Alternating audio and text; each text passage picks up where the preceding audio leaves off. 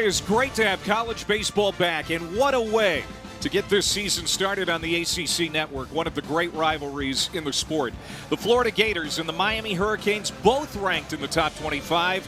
The Gators have won 9 in a row. The Canes undefeated, 10-0, and tonight they play in front of a packed house here in Coral Gables. Hi again, everybody. Great to have college baseball back. Good to be back in the saddle with Kyle Peterson. I'm Clay Matvick, and this is one of the great rivalries, and both of these teams playing very well, KP. Omaha's about 4 months away, and both of these teams could be there. Yeah, it's a greght place to kick it off. I mean, you get sold out the entire weekend. You get two programs that know each other well. How about 136-1 all time between these two programs? The combined have won 5 national championships, and it's a perfect environment to get it going for us this year. Can't make it up. 136-1. Well, each of these teams loaded with future stars, future major league players too, and we're probably seeing two of the best hitters in the entire country on showcase in this series. Yeah, Daniel Cuvée is draft eligible this year. Should hear his name called in the first round. He has 48 career home runs here in Miami. That's just 14 away from the all-time record. He's got a chance to break it this year. And for Brendan Lawson, just a sophomore, burst onto the scene last year, was a freshman All-American. The Canadian native moves to shortstop this year, and it'll be interesting to see if he can stick there the whole year. If so, it makes his Florida offense even more potent. And here is Florida's offense. It starts with their leadoff hitter, Kyle Jones. He missed most of last year with an injury. He's back with vengeance, hitting a team best .487. There's Lawson. Ethan Sarawick, Ole Miss transfer. Carson Bowen, a transfer from TCU, is behind the plate. Cash Strayer, a youngster they're really excited about. Blake Sear, former Miami Hurricane. Landon Stripling, Jacob Kendall's the DH, and Colt Myers is starting at second base. No Cade Kurland in the lineup. The junior is out with an oblique strain, usually at second base. And that lineup facing this man, A.J. Siskar, sophomore right-hander coming off a freshman All-American season. Yeah, 10 starts last year, and this year he's really looked upon to be their Friday ace. Big time and solid sinker. 2 starts this year, has not walked anybody, has struck out 16. Siskar has been outstanding so far in the early going for Miami. Beautiful night in Coral Gables, and we're underway. And the first pitch is a strike from Siskar to Kyle Jones. Transfer from Stetson, has been outstanding as the table setter. He has led off the game with a hit in 7 of the Gators' 10 games, and 5 have gone for extra bases. 1 strike pitch. That's upstairs from Siskar. Siskar out to that 2-0 start. Won 6 of his 10 starts last year. Didn't become a starter till almost April, but he's the guy out of the gate here to start the season on Friday nights. And that is dug out by Brylan West at first base.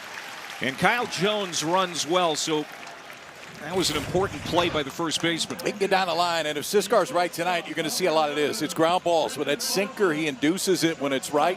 Good job by Ogden to go backside, stick that right foot in the dirt, got rid of it quickly. And Brylan West, his first baseman, picked him up. And that'll bring up Lawson, the big sophomore from Toronto. And there's so many great players around the country that we're already talking about for the 2027 draft, and you hit on it. He's right at the top of the list, coming off a big game Wednesday, too. A home run and a career-high 6 runs batted in against FIU. He's had 12 runs batted in the last 4 games. I mean, just absolutely on fire. And he hit from the jump. I mean, when he got there his freshman year, Lawson was hitting right away, hit in the middle of this Florida lineup last year. And he hits this one well to left center field. Wind is blowing out. How about it? Goodbye home run. 4th of the year for Brendan Lawson. And it doesn't take long for the Gators to put their stamp on this game and this series. It's 1-0.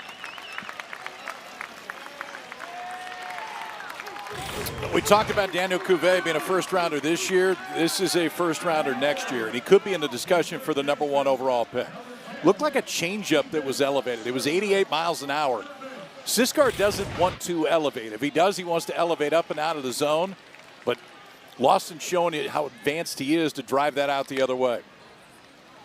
I mean, it's not a heavy wind, but the breeze is going out in that direction. I don't think it would have mattered, as Lawson absolutely clubs it. And now here's Ethan Sirowit, and he'll put it in play. This is going to be tough. West gets to it. Pitcher covering for the second out, as Siskar has to do a little tap dance at first base to retire Sirowit.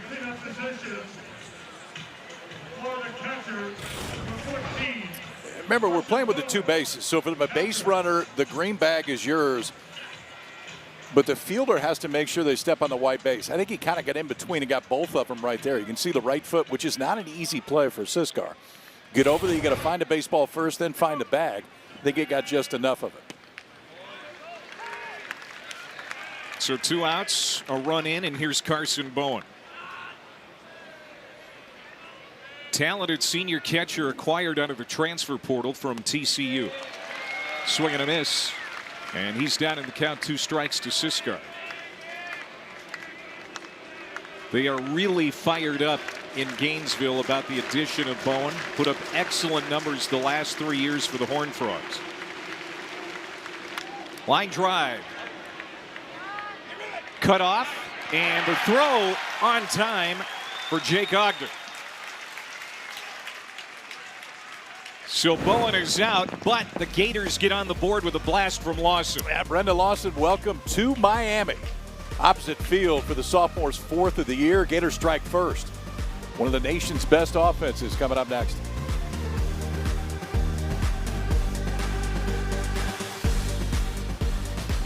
To dig out of any hole the way they're swinging it right now, Jake Ogden will lead it off, followed by the center fielder Michael Torres. We talked about Daniel Cuvée, Alex Sosa, the transfer catcher.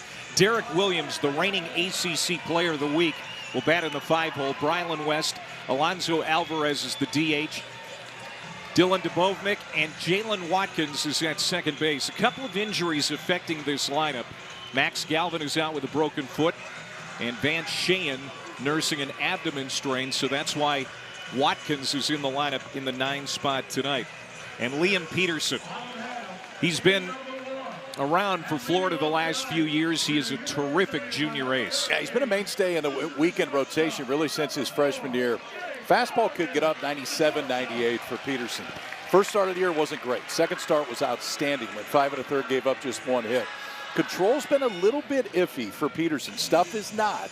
I think the key tonight is, does Miami force him into the zone, and does he have the ability to get ahead 0-1, 0-2, and then utilize that breaking ball to expand the zone? So Ogden will lead it off. The terrific season last year for the Miami Hurricane shortstop. And he takes downstairs.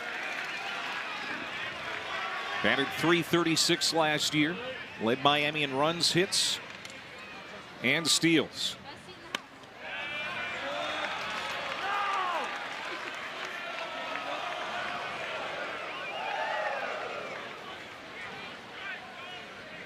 Welcome everyone to Coral Gables, Florida on a beautiful Friday night. College baseball back on the ACC network alongside Kyle Peterson. I'm Clay Matvick. We have an absolute dandy in front of a sold-out crowd here at the Light. Number 10 Florida, number 17 Miami. One of the best rivalries in college baseball. And that is a walk given up by Liam Peterson, the starter for Florida tonight, to the leadoff man for the Hurricanes.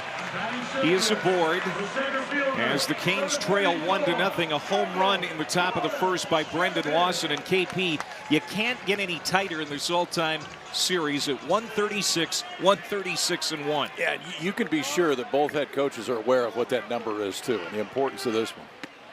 Florida has had Miami's number. The last 5 trips they've made to Coral Gables, the Gators have won the series.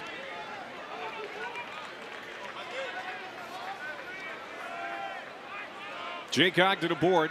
And this is Michael Torres, the center fielder for Miami, out to their best start in 13 years. They have won the first 10 games to start the season.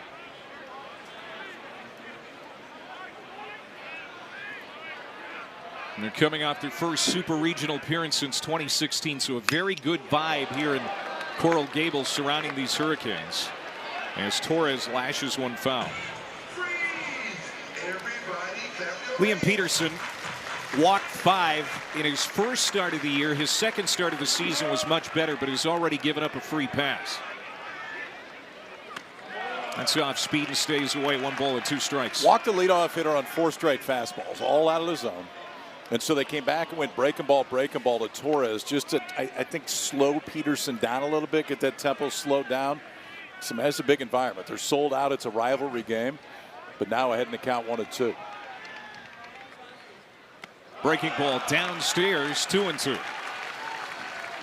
Peterson went 8-4 last year and a 4.28 ERA. I mean, it's subjective, but so many people around college baseball think that he is not only the best up in the SEC, but maybe in the country. Runner goes, the throw not in time. Stolen base for Ogden, as the Hurricanes are aggressive on the base paths early. They've done a little bit more of that this year, too. For Jake Ogden, now a perfect 4 for 4 on the year. Good break. Could see the read, no peek. Just put the head down, slide it the outside part of the bag, just able to beat it for his 4th stolen base of the year. So a runner in scoring position as Miami tries to tie this ball game up. Swung on and missed, and Torres goes down. First strikeout of the night for Liam Peterson. So first 2 pitches of this at bat, they go breaking ball. Peterson, who was up to 98 at one point with a fastball in that at bat, but then Torres, who really isn't known for his power, gets a 3-2 breaking ball to strike him out. Here comes Daniel Cuvée, junior out of Fort Lauderdale, hitting .323, 6 homers and 15 runs batted in on the young season. Was an All-American last year, preseason All-American for 2026. And a future big leaguer.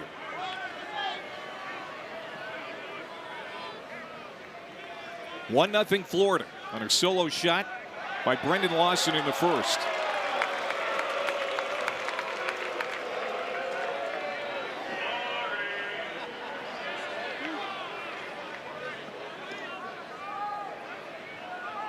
Just getting started here in Coral Gables, and this fan base for Miami is jacked up. You can sense already, KP, that they're into every pitch. It's because of this rivalry, but also because they're so excited about the way this team is playing right now. And they know who's hitting, too. When Cuvée comes up in this ballpark right now, remember, 48 career home runs for Daniel Cuvée, and he's just a junior. Should get a good pitch to hit here. The 2-0, no. It was out of the zone, and Cuvée chased it. And with first base open right here, he may not see another fastball in this at bat. It's very, very early, but the breaking ball seems to be the pitch that Peterson is more comfortable controlling as opposed to the fastball so far. Long set, the 2-1 from Peterson. Swung out and missed, 2-2. That was 98. Yeah, you throw 98, maybe you should mix that in every once in a while, too. That tends to make some sense. Breaking ball out of the zone, which would have made it a 3-0 count. Cuvée swung through it, then swung right through 98. Swung out and missed, and Peterson will win the battle. Back-to-back strikeouts for Liam Peterson after walking the leadoff man. Dialed it up to 99 right there. 98 a couple times in this game. It's the first time he's bumped 99. It's one of the better hitters in the country. 2-1 fastball swung through, 2-2 fastball swung through to strike out Cuvée at 98 and 99 miles an hour. So 2 down for the left-handed hitting catcher Alex Sosa. Key newcomer this year for Miami. He fouls the first pitch off. Sosa hitting .378, 5 homers already with 18 runs batted in. Spent the last couple of years at NC State. Guy who comes in with College World Series experience. It stays away. He was one of the top catchers in the portal last year. And a big get for Miami. Now, Alonso Alvarez, the freshman, will see some time behind home plate as well, and will be in the offensive lineup every day because of the way he started. But Sosa is the vet back there. That's inside, 2-1. You know, we haven't talked about Peterson touching 100. I don't know that they've clocked him at that yet, but you'd think that the way he has started this ballgame, that's definitely in the offing. Took something off there, 2-2. And that's the changeup. You won't really see it to right-handers much at all, if at all. But to left-handers, 2-1 count right there. You know, if you're Sosa, you got to dial up for 98, 99, and he executed the change well. Downstairs, 3 straight strikeouts, another changeup. And Liam Peterson works around that leadoff walk. So we have played 1 here in Coral Gables. The Florida Gators on the home run by Lawson have a 1-0 lead.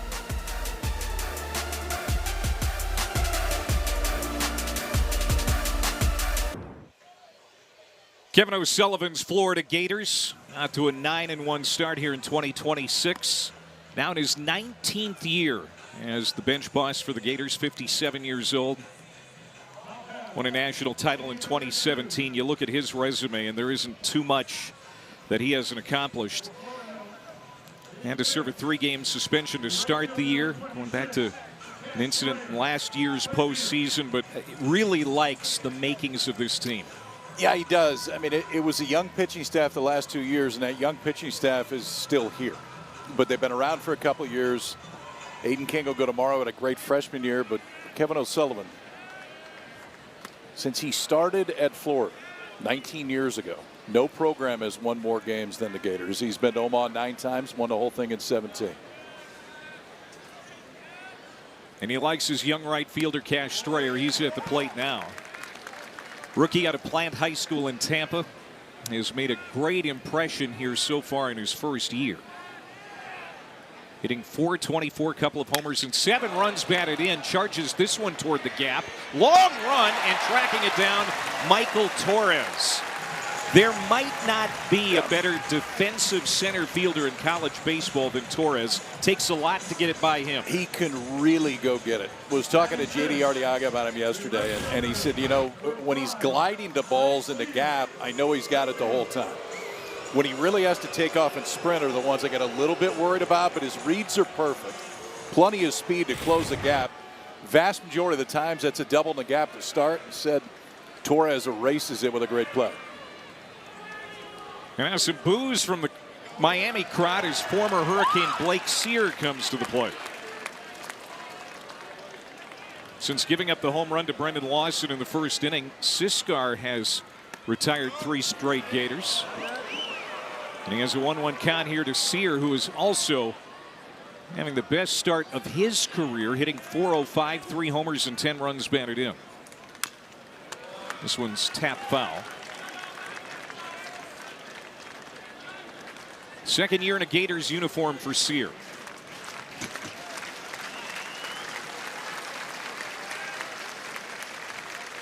The 1-2 upstairs, foul back. Sear hit 17 home runs his freshman year here at Miami and has not been able to reach that number. Battled some injuries last year, but hasn't reached that number the last 2 years. But you know it's in there. Off speed, got him. I know you've been impressed with the way Siskar has mixed pitches here early on. Yeah, and the fastball and the slider just go absolute opposite directions. Both have good sink. This was the slider, started on the outside part. Sear thinks it's going to stay there, and it just continues to tail away from him. First strikeout of the night right there for Cisco. 2 down and Landon Stripling, the first baseman for Florida.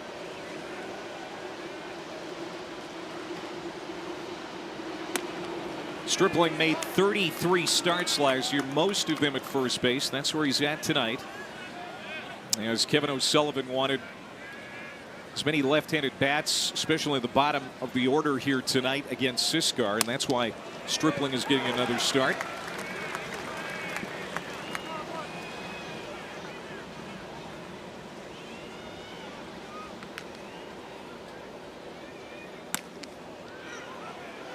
Gators on that winning streak, lost the opening night of the year, a home loss to UAB in 10 innings.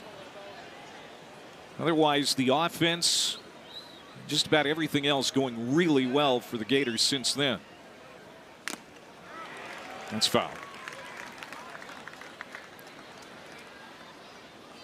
We're going to talk about Miami's run production in a little bit here, and it's astronomical, but nothing to sneeze at is what Florida has done swinging the bats here early on. They've scored 106 runs now in their 11 games. So this game has a lot of ways to go yet. And this is the weekend that I think both dugouts learn a little bit more about everybody in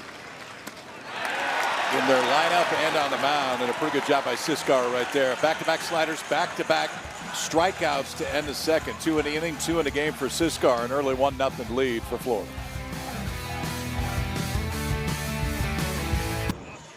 J.D. Arteaga in his third year as the head coach of the Miami Hurricanes. They came a run shy of getting to Omaha last year.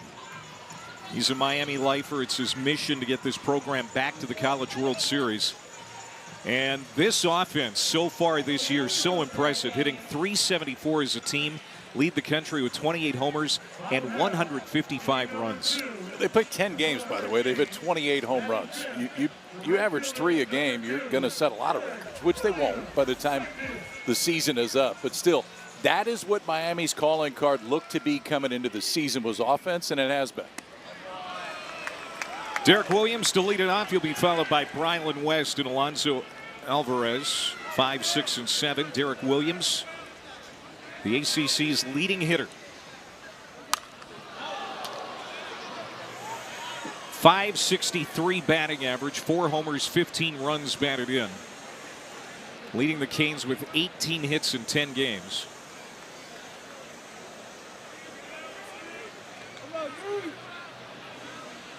Fifth-year senior out of St. Louis. Swung on and missed. Liam Peterson gave up the leadoff walk to Jake Ogden in the first inning, but then 3 straight strikeouts. Got Torres, Cuvée, and Sosa on strikes. 2-2. I do think the key, though, and Peterson's stuff is not the issue. It's just whether or not he can locate the fastball.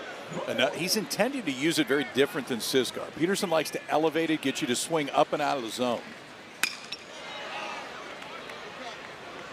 Whereas Siskar the whole night is going to work the bottom of the zone. He's just fine with you beating it into the ground early.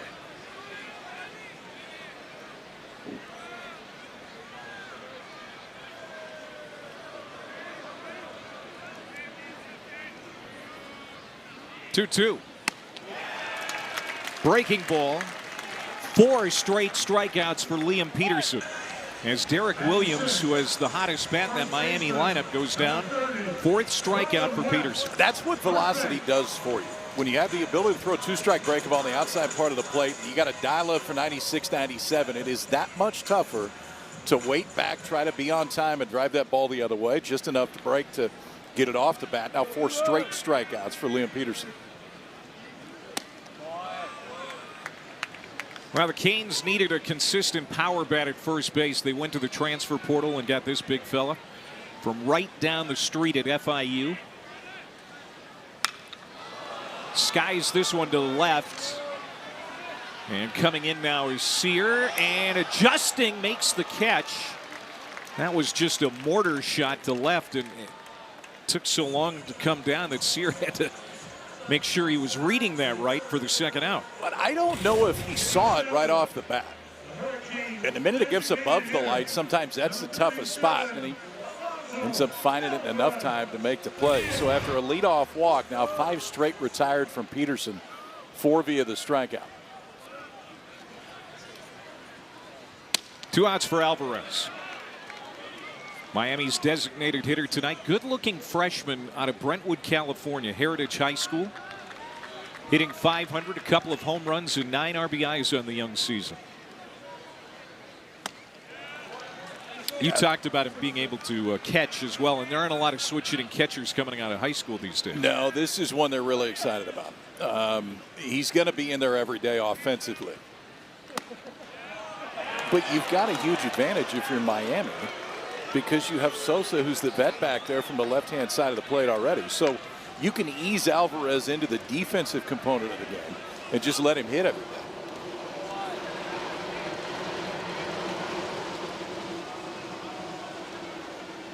Peterson making his 3rd career start against Miami. Last year, K'd 7 over 6 innings for the win.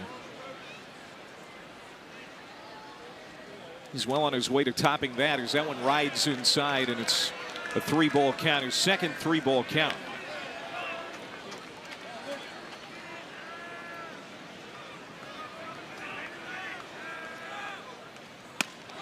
Called strike 3 on the inside corner, and Peterson gets a couple of strikeouts here in the second as well. Boy, has he settled in.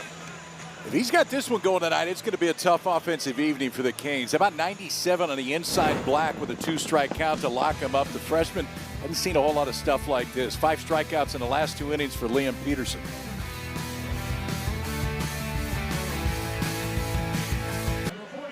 1-0 Florida, leading Miami as we go to the top of the third here at Mark Light Field.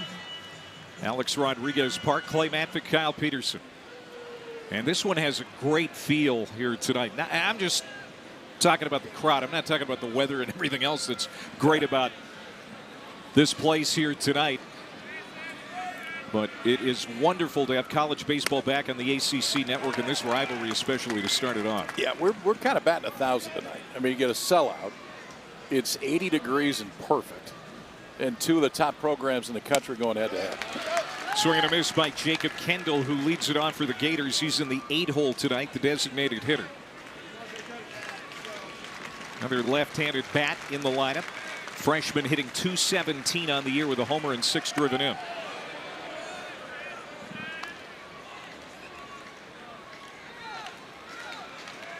You know, we've seen the Gators jump out to the 1-0 lead. That's what they've been doing to teams. Jumping out early. That's fouled at the plate. The shift is on here against Kendall, but the Gators, KP, outscoring teams 40-10 in the first 2 innings. Kevin O'Sullivan talking about that, how it has really put his pitchers at ease early on in these games. I think we've seen Peterson really take advantage of that especially. Yeah, really after that first hitter. I mean, the first hitter looked like he was a little bit too amped. 4 pitches, 4 fastballs out of the zone. Since then, he's done a much better job of controlling the zone, and the stuff is, well, the fastball's been up to 99. 2-2, fouled off. A.J. Siskar getting back-to-back strikeouts to end the second inning. Really has looked sharp, other than the home run to Lawson. Has been on top of his game as well. Again, the 2-2. Struck him out on the change. Good one right there. The action on that 2-seam fastball and the change are very similar. It's the velocity difference that does the trick. This one, 84 miles an hour. You can see his hand get on top of it. That ball just dived down in the zone. And that will be the key for Florida is, can you force Siskar up? Sinker ball guys want you to swing at that pitch, that 2-seamer, the changeup that starts at the bottom of the zone and just disappears. Back-to-back freshmen in the Gators lineup. This is Colt Myers, the second baseman. Weak ground ball to Jalen Watkins at second. 2 up, 2 down in the third. 7 in a row set down by A.J. Siskar.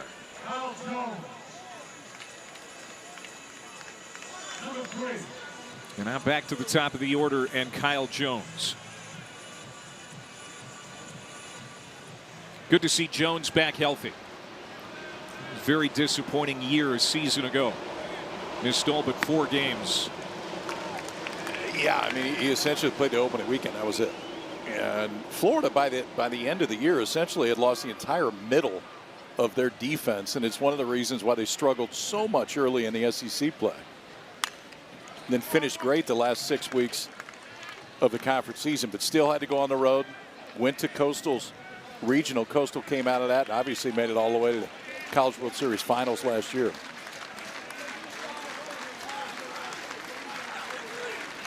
Three strikeouts for Siskar. Breaking ball, and he got him. A.J. Siskar, couple of strikeouts again here in the third inning. 2 in the second, 2 in the third for Siskar. This one on the slider. He's starting to really feel it right now. Just 1 hit total in this ball game, 1 run for the Gators. To start the bottom of the third inning with a 1-0 lead. He has faced 7 hitters, has struck out 5 of them. And the junior from Palm Harbor, Florida, since that leadoff walk to Jake Ogden to start the game, has thrown beautifully. And now he's going to face the 8-9-1 hitters here in the third. Dylan Dubovnik will lead it off for the Miami Hurricanes. Canes looking for their first hit. And Dubovnik has been one of the more impressive freshmen in the entire country, hitting .750 with 3 homers coming into tonight. 3 homers in 16 at-bats.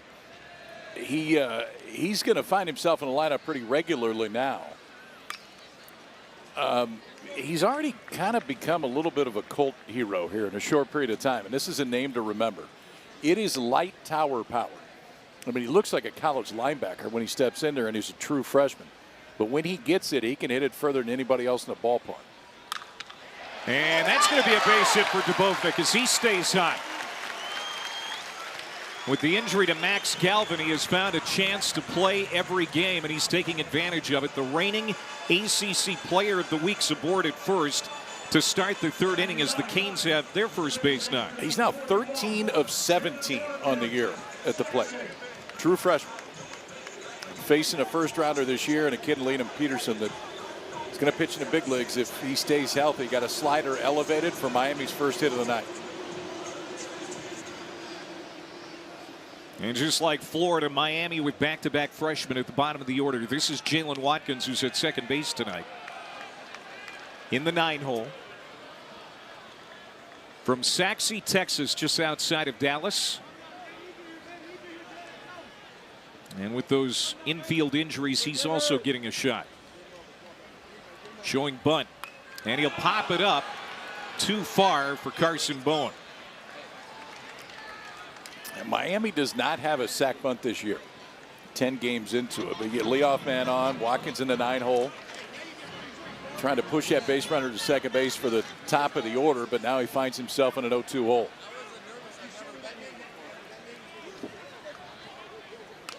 Breaking ball, fouled off. Watkins played well in that Lafayette series. Just about everybody for Miami did. He had 7 RBIs in Game 3 alone, including a grand slam for his first collegiate home run.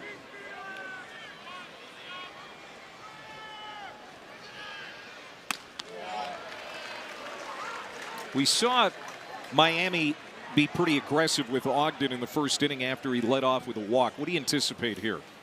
Dubovnik has 2 stolen bases on the year, so he can run a little bit too. I don't know that you want to take that chance right now with the top of the order coming up next.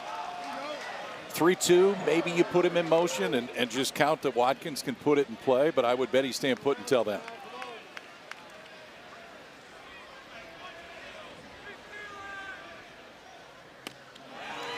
Called strike on the outside corner.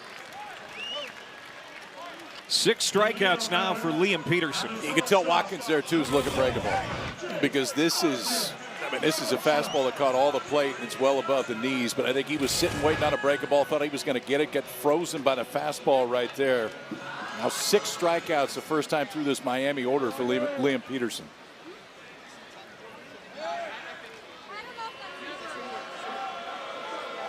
Peterson throws over to just play checkup on Dubovnik. Here's Jake Ogden now, who walked and stole a base in the first inning.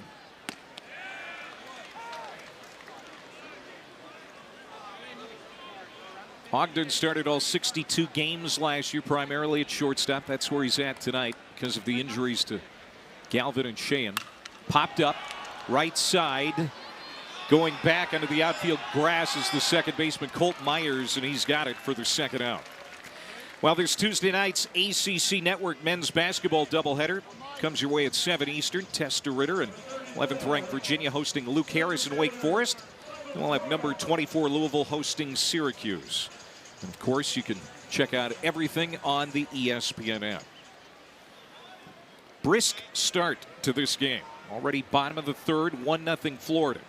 2 outs for Miami and a throw to first in time. And Dubovnik is picked off to end the inning. Timed it perfectly too, because you're going to see Dubovnik spin his wheels. He was definitely going right here. That first movement enough, and a quick move over for Liam Peterson to erase that leadoff single.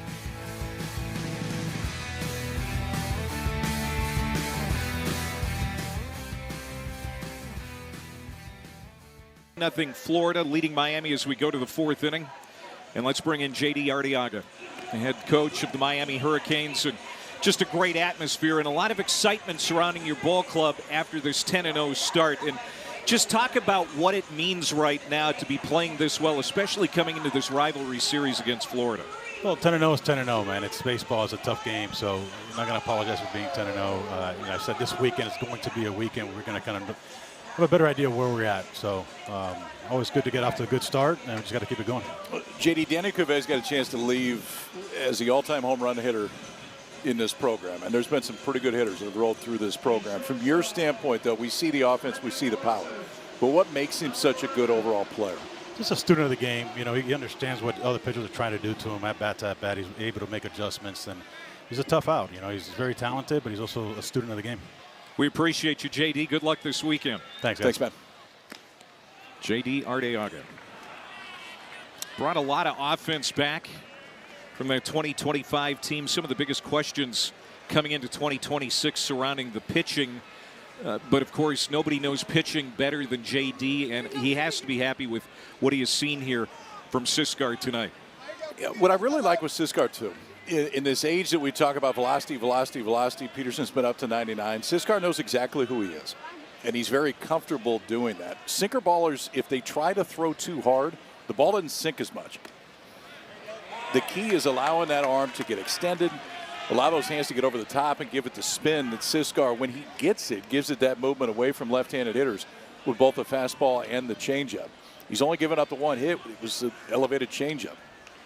And it was to Lawson, who's at the plate. He's faced 10 batters, 4 strikeouts. Brendan Lawson with his 4th home run of the year.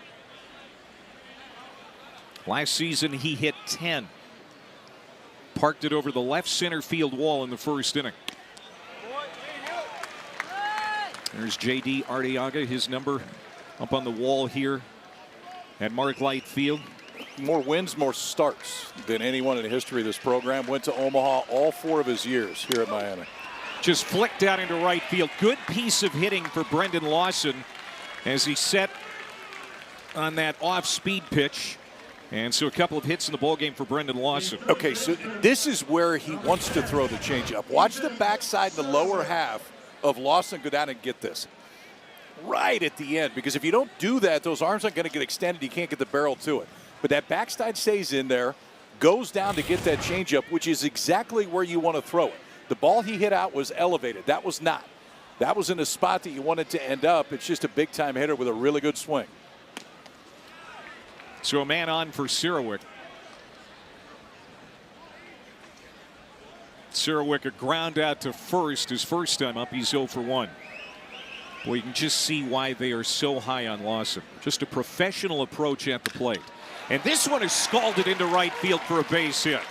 Lawson will get to second and stop there as Derek Williams gets it in quickly to third base. So back-to-back base hits here in the 4th for Florida. And for Sirowick, the Ole Miss transfer that can really hit. They plugged him right in the middle of this lineup. That was elevated. That was the spot he can handle it. It looked like a two-seam fastball. It was 88 miles an hour, but coming right back in towards the middle of the plate, not trying to pull it. Just shoot it to the right side. Back-to-back singles for the Gators here to start it in the 4th.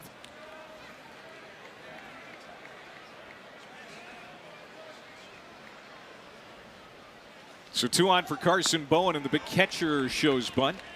And that's a strike. So Lawson and Sirowick have set the table here in the 4th inning. They are 2 of the top 50 draft prospects in this upcoming draft in this Florida lineup. And 2 strikes to Bowen. Talked a little bit about Lawson's talent, and Sirowick is getting some looks as well. There are a lot of scouts in the crowd here tonight. Yeah, they were here early, too.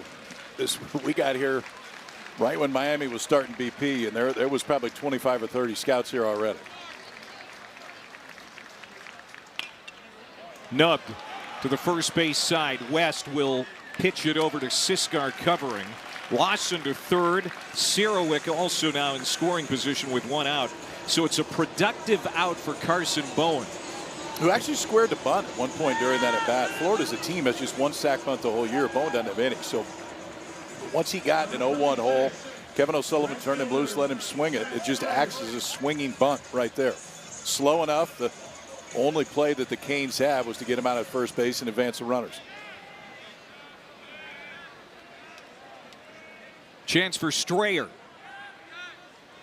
Drive in a couple. He's 0 for 1. Swings at the first pitch. Down the line, twisting foul. Hit a long way into the corner. Strayer has some pop, and you're talking to Kevin O'Sullivan around the batting cage before the game, and he's so impressed by this freshman out of Tampa. 6'2", 195 pounds. He's a lean-looking athlete. Yeah, they really like the freshman. Think he's going to end up being a big-time hitter. Miami playing infield back right here, too. 1 out, runners on second, third, and a ground ball pitcher. It was interesting because they sack bunted in the third inning. And at that point, you kind of get the feeling of, okay, we think this is going to be a low-scoring ball game. But here, keeping that infield back, and really infield back all the way around the infield. Everybody is behind the back. Fly ball left field. Backing off is Dylan Dubovnik. On the warning track, he'll make the catch. Tagging from third is Lawson, and he'll score easily with the second run of the game. Holding at second is Sirowick.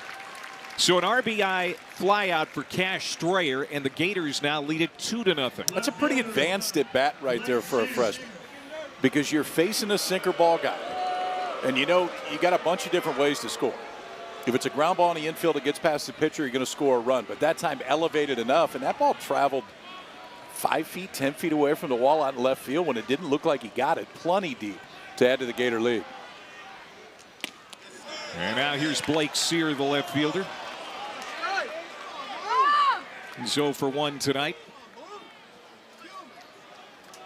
on a 7-game hitting streak. Struck out his first time up against Siskar.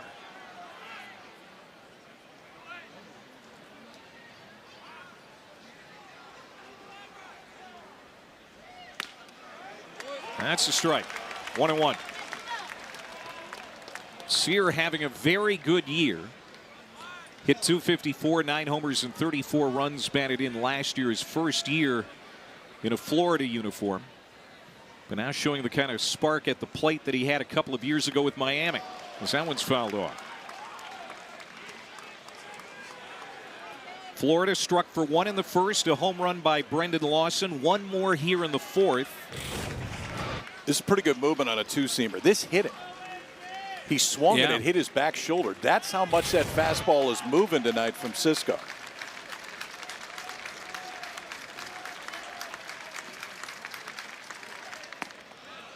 Sear doesn't bite on that slider. 2-2.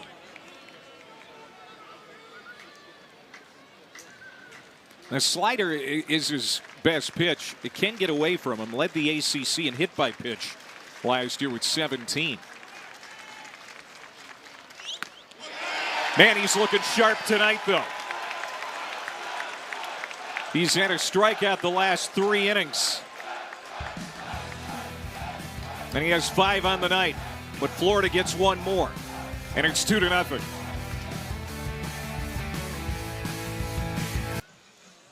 Now Florida adds another run in the top of the 4th inning for Liam Peterson, who has held Miami off the board through the first 3 innings. The first time this year that Miami has been held scoreless through 3 innings, as they come in with the hottest offense in the country. But so far, Peterson has been equal to the task. And the first pitch to the leadoff man here in the 4th, Michael Torres, is inside.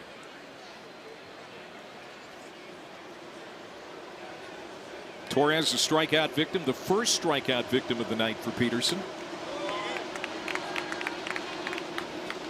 Florida really in good shape when it comes to pitching this year. At least you would expect that, as they return over 72% of their innings from a season ago. Big chunk of that coming from Peterson and the guy that's going to start tomorrow night for the Gators, Aiden King.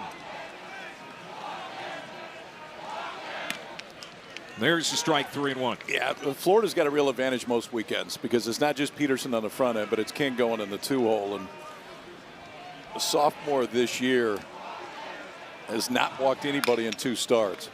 Ground ball. Colt Myers ranging to his right. Strong throw, got him. And Torres can really move. 1 down. Third baseman, Daniel Cuvée, number 14. Now bring up Daniel Cuvée. Liam Peterson reared back and threw a 98-mile-an-hour pitch to strike out Cuvée in his first at bat.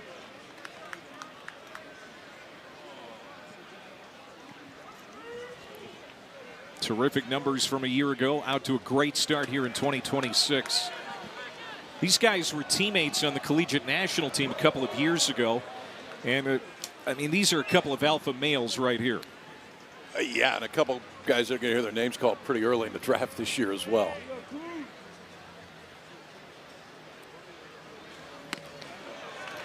That fooled him. 2-1. Yeah, 2-0 breaking ball right there, and that can be the difference maker for Peterson. His fastball velocity has been great tonight.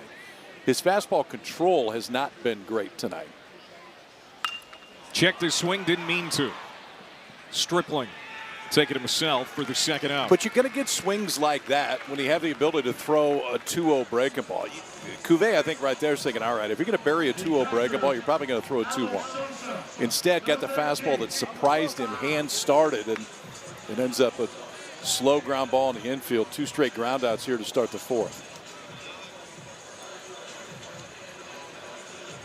Alex Sosa riding a 6-game hitting streak, hitless so far tonight, struck out in the first inning. Transfer from NC State, quickly behind in the count.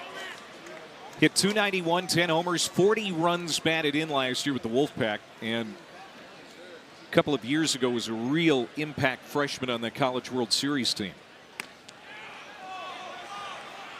1-1.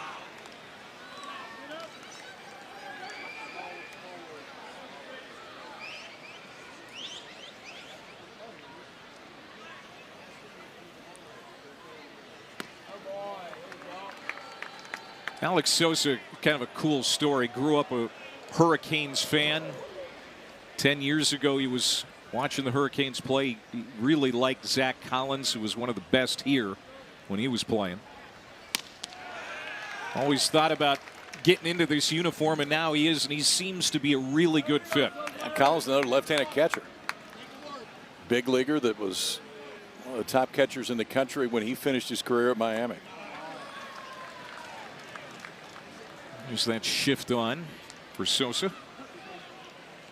Full count. So far, just 1 hit for Miami came from Dubovnik, who was picked off to end the 3rd inning. This one hit sharply to first. Stripling. Nice play on a tough hop. And it's a 1-2-3 4th for Liam Peterson, who is cruising here tonight. And we're going to talk to his boss, Kevin O'Sullivan, on the backside of this timeout. The Florida Gators against their rivals, leading 2-0.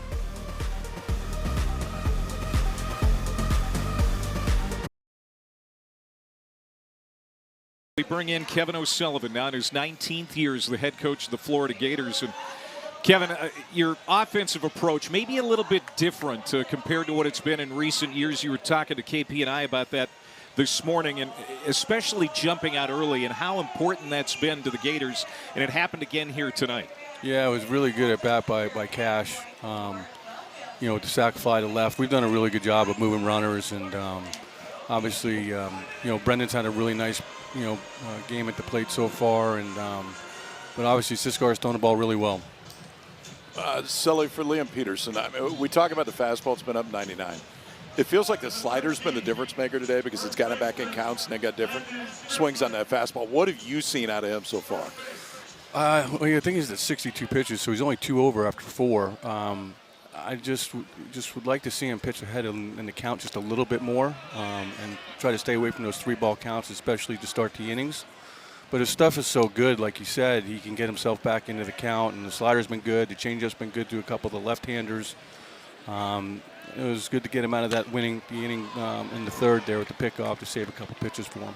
Thanks, Kevin. Appreciate your time. Thanks, Thanks, guys. Kevin O'Sullivan. 43-19 all time against Miami. That is a pretty good number against one of your chief rivals. And playing with the lead here tonight with the ace on the mound. So far, so good for Florida here on the road. Landon Stripling leading it off here in the 5th inning. And a 1-2 count here against Siskar. Wrapped to first. Gobbled up by Brylan West. And there's one down. Yeah, we were talking about this earlier. So Kevin O'Sullivan is 19th here. Of all of the teams that he's played at least 10 times, mind you, that's everybody in the SEC, it's Miami, it's Florida State. He has a losing record 2-1. One team, Arkansas, that's it. Other than that, he has a winning record against every other team in the country since he has been there. It has been a pretty incredible run for him in Gainesville. 9 of the last College World Series have included the Florida Gators.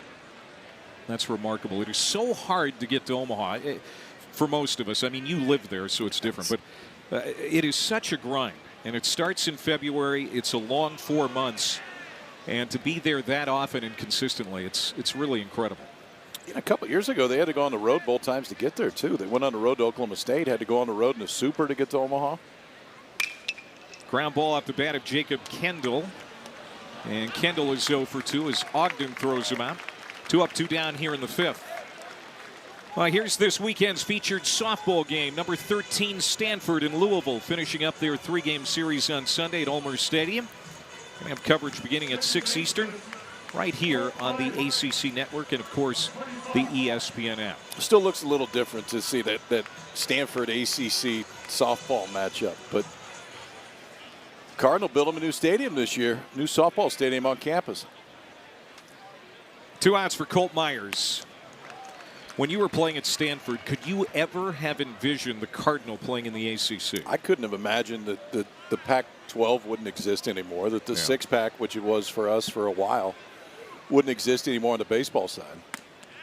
And by the way, Clay, we're not young, so that was not a couple of years ago. No. A fair amount of things have happened in the last 30 years. Conference realignment being one of them. Well, other than the Lawson-Sirawick spots in this Florida order, A.J. Siskar has done just fine. But those 2 guys have done a little damage here tonight. That's why he's behind 2-0. 2-1 pitch. Ground ball off the bat of Myers. Deep, short. Ogden adjusts. Strong throw. In time. Got him. Good defense to get Miami off the field. It's a 1-2-3-5 for Siskar. He got caught in between, too, and watch the adjustment at the end by Ogden. Not sure if he wants to go backhand side or get in front of it. Right about now, changes his mind. Been enough time to get a strong throw across. Another 1-2-3 inning for A.J. Siskar. Well, we talk about his stuff off the top, and the fastball has been good, but to me, the slider has been the difference maker tonight. Fastball up to 99. That got Cuvée in the 1st inning.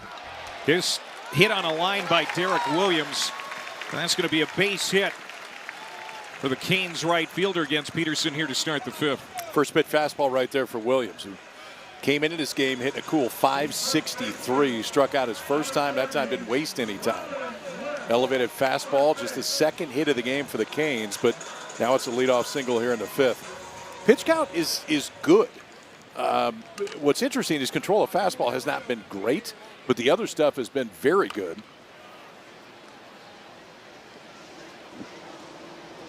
It kind of feels like if you're Miami, and this is a team that leads the country in home runs right now, you're going to have to run into one to get him out of there. I don't know that he's going to give up 4 hits in an inning tonight with that stuff. Brylan West certainly has the capability. He has 1 home run on the year. Hitting in the 6th spot. Flew out to left his first time up against Peterson. First team All-Conference USA last year at FIU.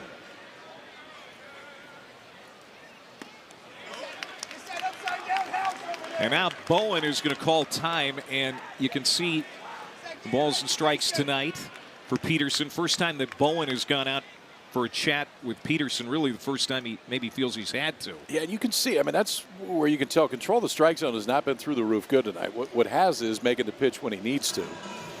And he has done that. 6 strikeouts. That came the first time through the order. Second time through the order has been more soft contact until the leadoff single by Williams in this at bat.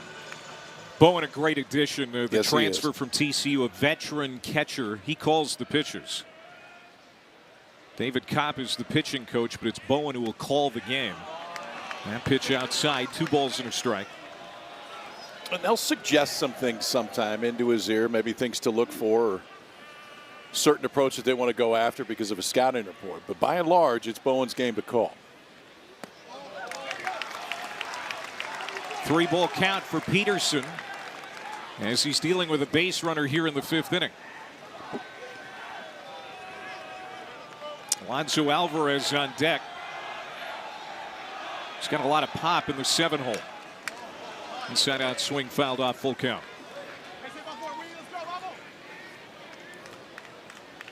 Last year, the Canes platooned at first base, used 3 players at the position. They really struggled to find the right mix of offense and defense. That's why they were so happy to get Brylan West. His 3-2. Hit on the ground, base hit into left field. Back-to-back singles against Peterson as Miami finally has the big right-hander on his heels a bit. So Williams off and running on this pitch. And watch the shortstop movement right there. He's pitched up the middle already, but it froze him right there because of the base runner in motion. It was interesting. They were playing more up the middle right there, too. Definitely not to the pull side on the ground on the infield. Brylan West, who had been a little bit late on some fastballs in that at bat, was not late on that one. Back-to-back singles here for Miami, and really their first true offensive threat in this game with 2 freshmen coming to bat next. So Kevin O'Sullivan comes out for a chat. It's brief as he's ready to face Alonso Alvarez, who he got to go down looking to end the 2nd inning. You can see the bullpen now moving around a little bit. What was O'Sullivan's message there to Liam Peterson? I would assume let's get ahead. Let's throw strike 1. Now he did throw strike 1 to Williams. He just hammered it into left field for a single. That time was just a good job of hitting. But last 2 hits, both on Peterson fastballs. Couple of home runs on the year for Alvarez.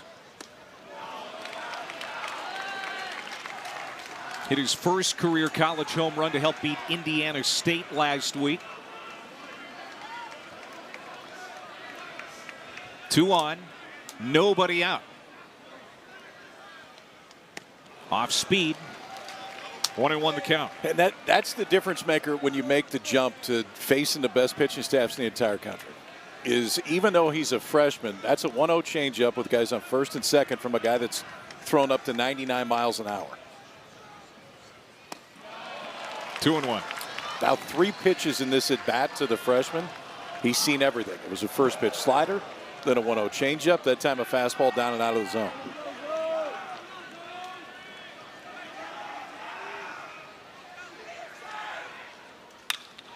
Fly ball. Center field. Jones ranges over to his left, makes the catch. Tagging from second is Williams. Throw will be cut off. Williams gets there. West stays at first. Runners at the corners and 1 out for Dubovnik, who already has a hit tonight. It's not a sac fly, but it does move a base runner up 90 feet. Now, double play still in order right here, but a productive at bat from the freshman. Got another changeup, but got enough of it to hit it deep enough to center field that Williams could go from second to third.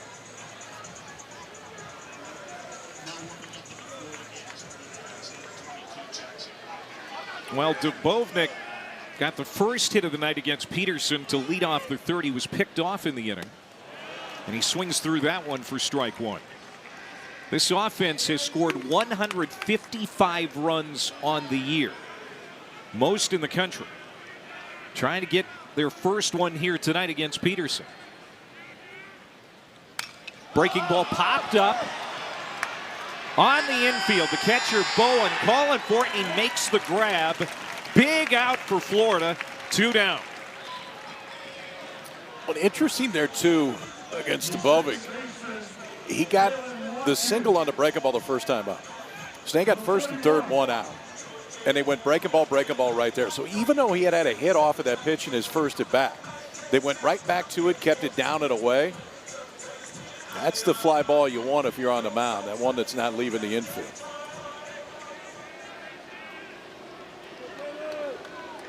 And now the number 9 hitter, Jalen Watkins, who's 0 for 1 with a strikeout. He bunts and rolls foul. It was an interesting attack there by Watkins. Yeah, obviously 2 outs, just bunting for a hit right there, trying to steal one. Got a breaking ball, and sometimes that breaking ball is the hardest pitch to bunt, especially if you're trying to bunt for a base hit. Because you're trying to get out of the box, it deadens it, but everything is moving down, and it just spun foul. Well, right-hander Jackson Barberry is loosening up in the Florida bullpen.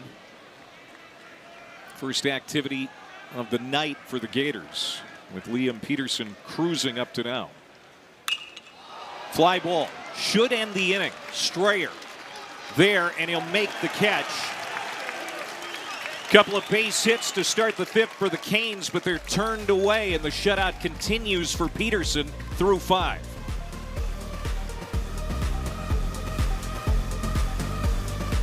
Duel we have here tonight. Great to have college baseball back on the ACC network. Florida leading Miami 2-0 as we go to the 6th. Then A.J. Siskar. He's given up a couple of runs, but he is on another hot streak here. He has retired 6 straight Gators, and other than a couple of mistakes, and they were mild mistakes, he has looked really good. He's looked outstanding. He hasn't walked anybody. And so he's forcing Florida offensively to beat him with the bat, and they've done just enough of it so far. Deep short again, Ogden. High throw, but Brylan West, that big frame, makes the catch. And Kyle Jones is out to start the 6th. You know, J.D. Arteaga was just raving about his shortstop yesterday. And the comment that he made was he is an outstanding college baseball player. I don't know if Jake Ogden's going to play in the big leagues. I don't know if he plays pro ball for an extended period of time. But every program in the country wants Jake Ogden on their team. Because if you hit it to him, he's going to pick it up, throw it to first. He's made some really tough plays, and that was one tonight alone. It really anchors him up the middle. So Kyle Jones, who's been great as the leadoff man for Florida this year, is 0 for 3. But Siskar now has to face Brendan Lawson, who was 2 for 2 tonight with a home run. Lawson got the scoring started in the 1st inning with a home run to left center field. His 4th of the year.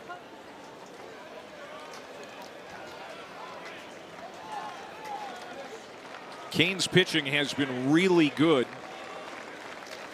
during this 10-game winning streak to start the year. As I say that, that rides in on Lawson, and Siskar hits him. So Lawson aboard for the 3rd time tonight.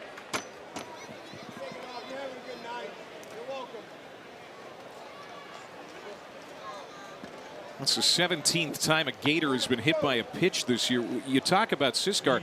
He hasn't walked anybody this season, but that is a free pass. Yeah, the issue with Siskar is and it's if you're going to have problems, it's a problem you actually want to have. But the ball moves so much, whether it's a slider or the 2-seam fastball, that if you just get on the wrong side of it a little bit, it's going to run in and hit guys. And again, he led the ACC in hit batters last year with 17. So now he has to deal to Surowick with the man on. Ethan Surowick, 1 for 2.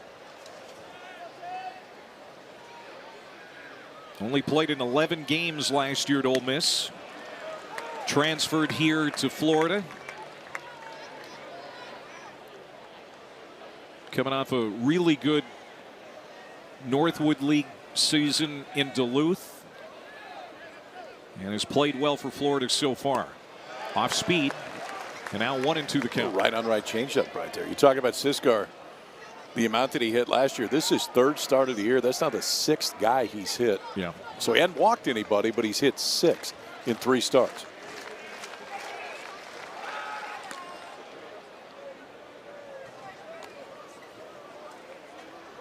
Lawson a couple of stolen bases on the year. Kevin O'Sullivan and Florida offense has been a little more aggressive on the base paths than maybe in recent years. Back up the middle, and that's a base hit for Surowick. Boy, the 2 and 3 hole really productive so far tonight for the Gators. Yeah, between Lawson and Surwick, they've now reached base 5 out of the 6 times that they've come to the plate. That time it was that good sinker that really in a bad spot. I mean, it's over the white of the plate, but it's down. He got the ground ball, just didn't get it at somebody, and the Gators in business again. Time is called as Alex Sosa is going to go out to the mound. Here comes the pitching coach, Laz Gutierrez.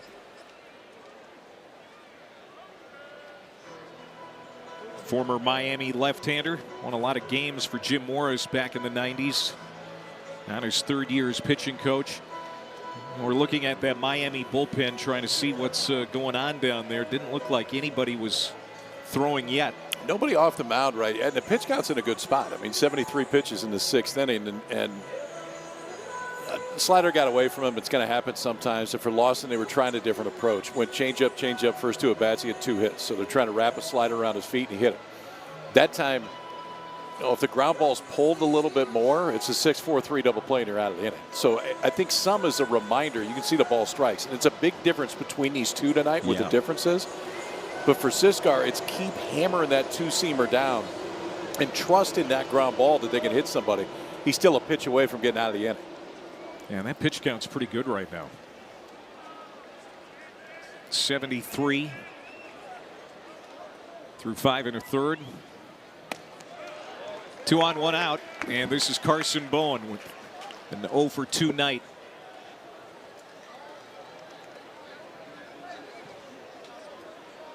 Second team All Big 12 last year at TCU.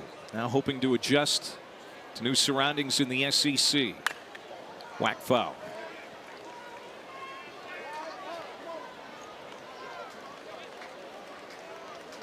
This is a big inning for Siskar, for Miami. Florida already with a 2-0 lead and looking for more. Trying to hold this to a 2-run deficit is A.J. Siskar.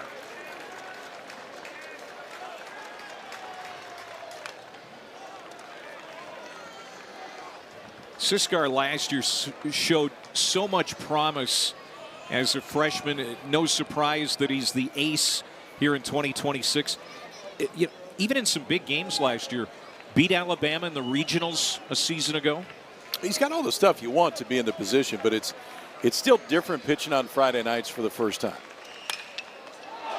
Back to Siskar, and that's a double play to end the inning. Right on cue, A.J. Siskar steps up in a big moment. He's not going to take any chances on this one. Just take it yourself. There's different ways to get a double play. Slider out of way, a pretty good job. Carson Bowen to stay on it, but the big right-hander flips it to second base to finish off the double play and keep it a 2-0 game.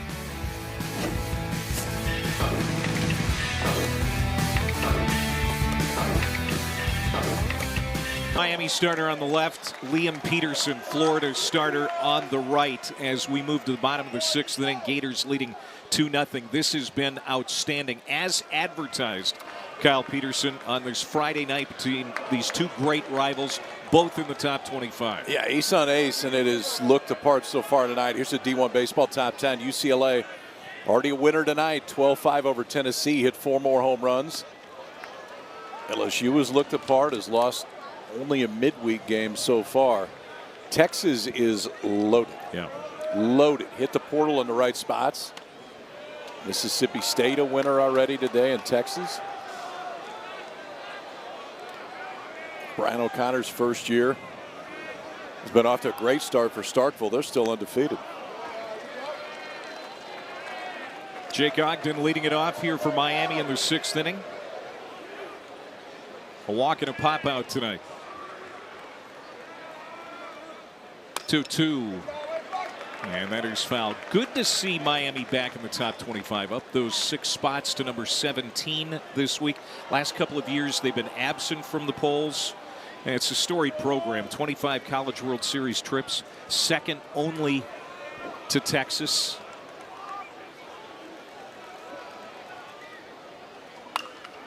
Didn't mean to, and that's going to be a fair ball and could be extra bases. Ogden moves well. He's going to get to second, and he'll pull up there with an oops double down the line for Miami to start the inning. Well, That's going to look like a rocket off the left center field wall in the scorebook right there. And it doesn't much matter why. We talk about Ogden, the place he's been at shortstop tonight, but it just sometimes the baseball guys are smiling down on you, and they are right there. A little check swing catches enough of the barrel. Nothing Stripling can do at first base. Leadoff double for the Canes now to get things going to the 6th with the meat of this order coming up. Third hit, I should say, in the last couple of innings for Miami, as Michael Torres comes up. Torres 0 for 2 with a strikeout. You know, Miami, Texas, two programs that we just kind of referenced there. I'd argue that when those two programs are good, that is good for college baseball. 100%. 100%. 4 national titles here for the Hurricanes. Pretty cool to walk into this ball club, see the statue of Ron Frazier outside, who built this program. In many ways, helped build college baseball around the country. Breaking ball, 1-1 pitch. Really fooled him there. The third time around the order, Peterson has started going to the curveball instead of the slider. You see the velocity difference at 76, 77 miles an hour. The shape is different than the slider. Velocity is different than the slider, and he really hadn't thrown it until this third time around the order. Another one. We were talking to David Kopp, the pitching coach of Florida, before the game, and he talked about Liam Peterson's maturity and how he's really learned how to pitch here in the last year or so. And I think one of the things you got to try to fight with him is just overthrowing that fastball, and that will continue to come. Another breaking ball, but this time timed perfectly by Torres. He dumps it into right field for a base hit. Ogden goes to third, runners at the corners. Nobody out in the 6th inning for Miami. Oh, just went to the well on that curveball one too many times. I think in that at bat, Torres saw 4 of them. And the last one, put it in the spot. Neither one of the balls in this inning are hit all that hard. They're just hitting the right spot. That's off the end of the bat in the spot nobody can make a play. So a leadoff check swing double, now the single by Torres. Now you get the All-American Cuvée stepping to the plate. You know, they talk about Torres and the great arm and the ability to cover ground in center field. Major league defender right now. Sometimes maybe his offense is underrated. If he hits, he's going to play this game for a long time because he can defend with anybody in center. And now Cuvée with a big opportunity. Did he hold on the check swing? He did not. Strike one to Daniel Cuvée, who's 0 for 2 with a strikeout tonight. Cuvé's just had a hard time picking it up tonight. Struck out on the elevated fastball the first time. That time, first pitch slider that was well out of the zone. Got him on a check swing first pitch strike. Strike two. Cuvée, he was the MVP of the Hattiesburg Regional last year. Hit a 3-run homer to force Game 3 in the Louisville Supers, too. He was great in the postseason. But strikes out here. Second time he goes down on strikes. That's a big out for Peterson. Well, that time back to the slider. It was the curveballs that last at bat to Torres. This time goes back to the slider against the right-hander. At the first pitch swinging and gets him 0-2 and really doesn't waste any time. Buries it off the plate for a big strikeout right there. All-American at the plate, first and third, nobody out. All-American on the mound gets the strikeout. Kevin O'Sullivan comes out to the mound for a second time tonight. We saw Jackson Barberry in the Florida pen earlier, but the bullpen is not active as we speak. Yeah, the eye test still tells you that Peterson's got the A stuff still going right now. Well, the 4 or 5 hitters due up here against Peterson. Alex Sosa. Peterson beat him on strikes in the first inning, got him to go down on a weak ground ball out in the 4th. So he's 0 for 2, trying to extend a 6-game hitting streak. Miami with a really good opportunity here to finally get on the board against Peterson. Back-to-back hits, but now 1 out for Sosa. And Peterson starts him downstairs, 1 ball, no strikes.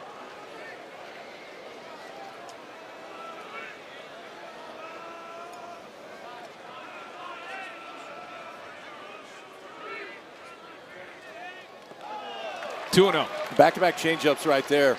Gators 2 against a left-handed hitting Sosa, shifting on the infield. So, I mean, that shift, and especially if Lawson, the shortstop, continues to play as deep as he is, going to make it a little bit tougher to turn a double play if you get a hard ground ball in the infield. 3 straight changeups. Yeah. So Cuvée comes up in the big spot, 3 straight sliders, strikes him out. Now you get the left-hander Sosa, 3 straight changeups. That time to get himself back into the count.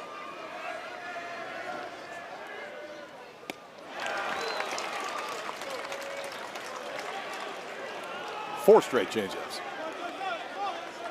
Do I hear 5? I was going to ask you, would you go back to that well again? Yeah, but I wouldn't throw it for a strike. There it was again.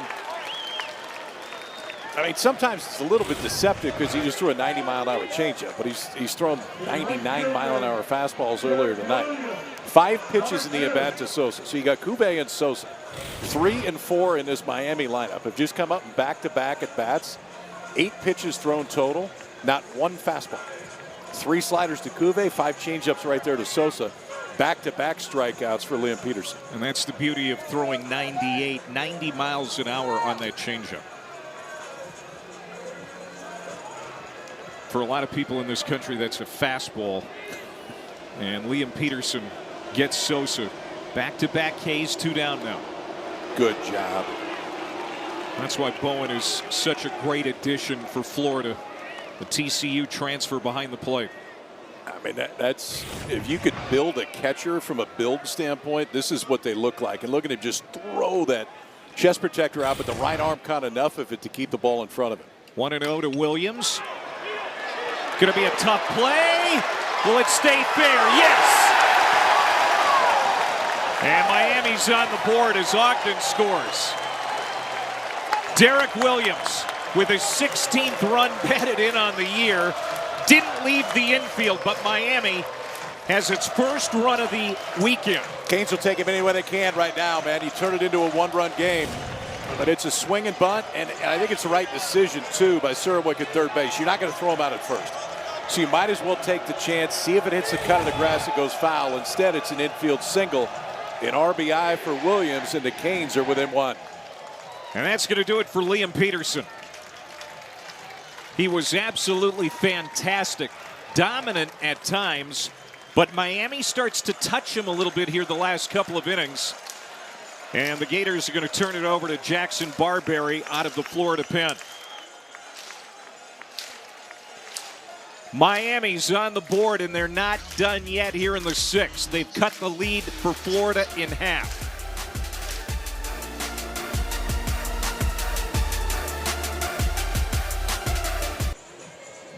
Well, the Hurricanes finally knocked the Florida Ace out of the ballgame. Liam Peterson is done after 5 2/3 through 98 pitches.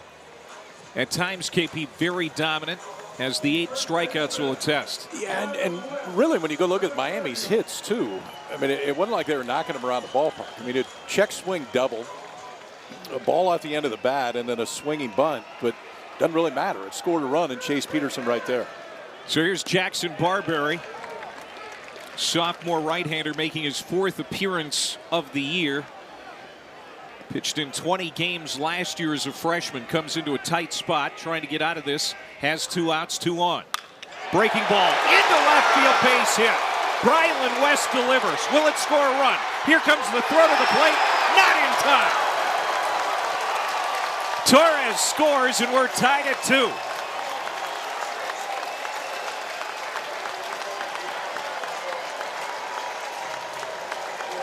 For Brylan West, you got Barberry coming out of the bullpen. It's a fastball that can reach 100 miles an hour. Instead, he goes slider, slider. Then the second one is a center cut slider that West can get to. Got the barrel to it. That is the hardest hit ball of the inning right there. But a giant spot for Miami. Now 4 hits in the inning, and they've tied it up. Second hit of the night for West, his 14th run batted in, and now Alvarez will take his hack and fouls it off. Alvarez is 0 for 2 with a strikeout.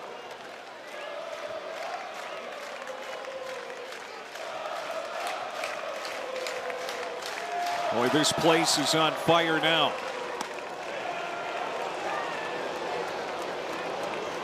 $157 runs scored on the season. This offense has been great, but it took a while here tonight. They're finally finding their groove. It's outside. Miami was 1 for 9 with runners in scoring position against Peterson before those hits. Williams had the single, and then West the single off of Barberry as he came out of the pen. Just missed.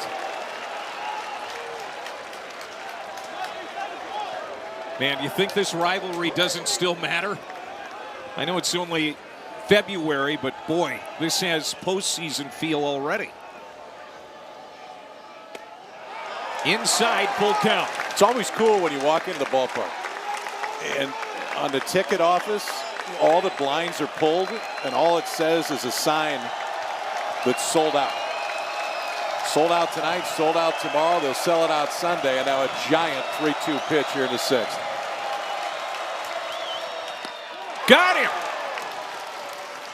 And Florida will get to the dugout without any further damage. But it's a big inning for Miami. They put 2 on the board and we're even going to the 7th.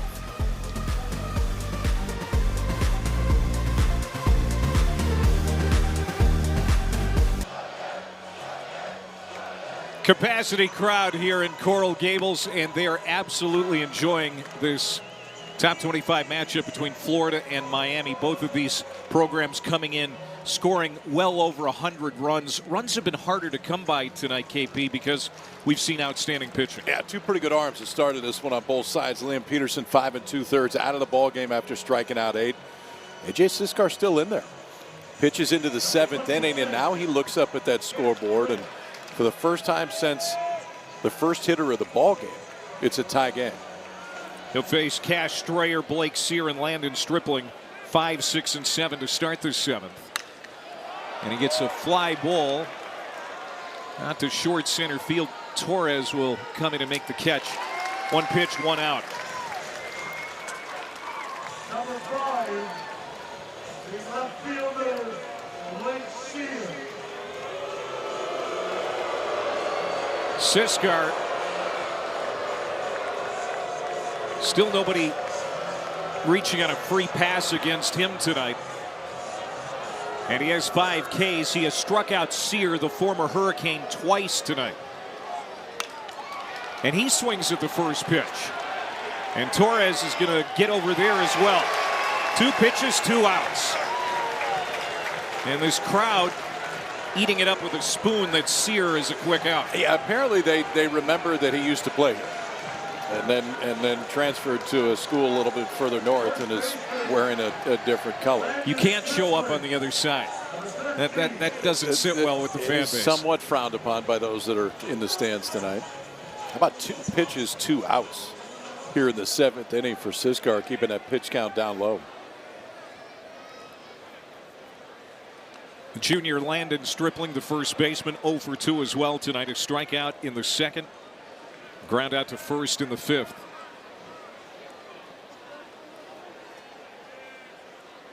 Florida just 1 hit in the last 3 innings. As Siskar has seemingly gotten stronger as the game has worn on.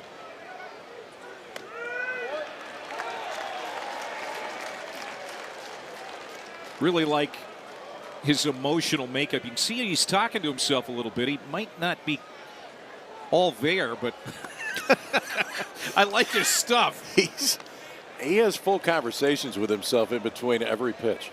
He's been doing it since the 1st inning. So far, it seems like he's listening to himself too. That's a good pitch. 3-2.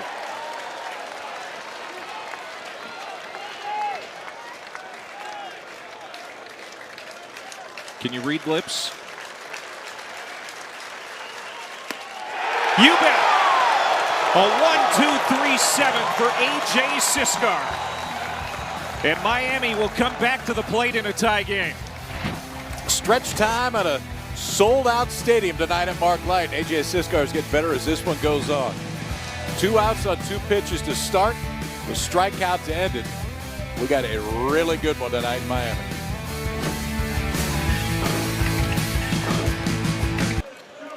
Well, the light is lit officially as we go to the bottom of the 7th in a tie game.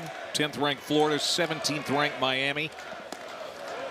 And it's Dylan Dubovnik to lead it off for the Canes here in the 7th against Jackson Barberry. He's Kyle Peterson. I'm Clay Mathick. Really enjoying this first telecast on the ACC network as that comes right out of the hands of Dubovnik. I need to congratulate you on something, a first that I was unaware of. You were enjoying your first Mark Light shake tonight, and that's kind of one of those seminal moments in people's lives. I know it wasn't mine years ago, so congratulations. Thank you. I am enjoying it. It's an Oreo cookie shake, courtesy of Mitch Friedman, who brought it up personally. What's yours? Strawberry. It was a veteran move, too, on your part. I mean, there's 2 shakes here. There's a cookies and cream or whatever it was and strawberry. And you look at me and say, which one do you want? I said, I'm good with it. Well, then here, take strawberry. This might be playable. Landon Stripling coming over, and he's going to call off Bowen for the catch. Dubovnik is retired. So it is cookies and cream. You're right. I said Oreo. I got that wrong. But, boy, it's good.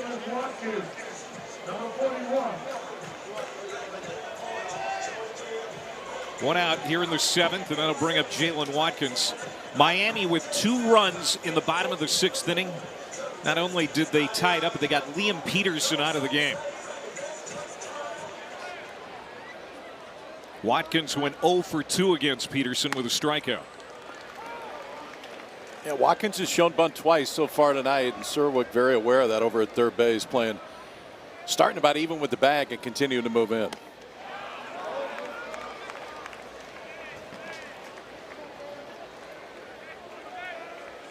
Miami 10-0. Clemson the only other unbeaten in the ACC. Came into the night 8-0, and they're at South Carolina tonight. The last time Miami was 11-0, 1981. The great Ron Frazier was the head coach. Went 21-0 to start the year that year. They would win their first national championship the following year.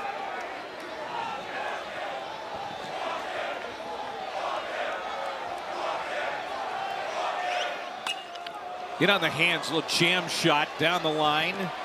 Serwick, well played for the second out. A couple of pop-ups for Barberry. Get the first 2 outs of the 7th. Well, tomorrow night, 8 Eastern, the Nothing But Net crew will break down the day in the ACC with highlights and analysis and plenty to talk about right now.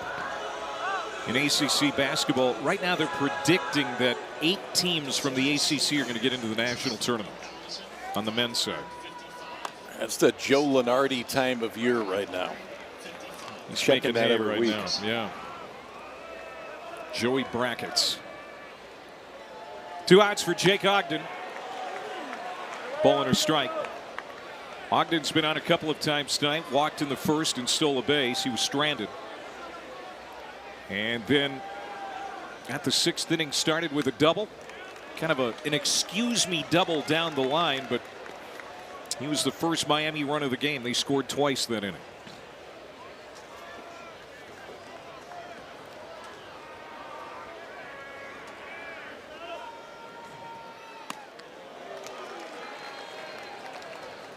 For Barberry, that fastball has ranged from 97 to 99. How about that on a Friday night? Starter comes in, bumps 99. First guy out of the bullpen, bumps 99. What a play at third by Serwick. Here's the throw in time. That is a big league play. The Ole Miss transfer at third base with a web gem for the 3rd out of the 7th. That is taking one away too, and if Ogden reaches, pretty good chance he's going to steal second instead. Serwick with a beauty to end the 7th. To the 8th, all tied up. Easy pick for tonight's Good Hands play, brought to us by Allstate. Mr. Surwick, welcome to Miami. I'm glad you brought your glove because it worked out pretty well right here. 2 outs. Ogden would have been standing on first base, but instead a one hopper that off the bat looked like absolutely a single, potentially extra bases. Surwick erases it right there and finishes the inning. Miami couldn't have received a better start than what they've been getting here tonight from A.J. Siskar as he takes them out here in the 8th inning to face Jacob Kendall, Colt Myers, and Kyle Jones. 8, 9, and 1 for Florida. Siskar tonight, 6 strikeouts, hasn't walked anybody. Hit a batter back in the 6th inning, but it didn't amount to anything. But Florida has been trying to figure him out. Everybody in the lineup has struggled with him, with the exception of Lawson and Surwick.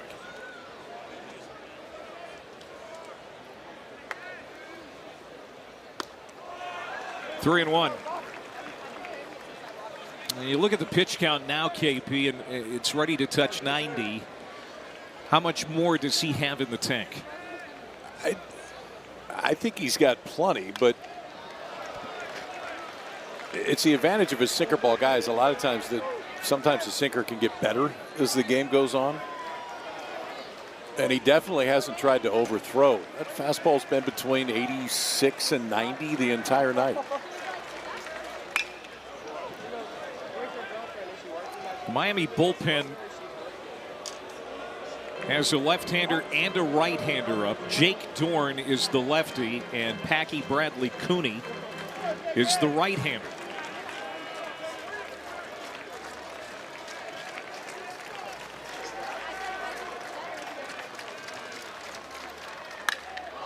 This is hit a ton toward the parking garage.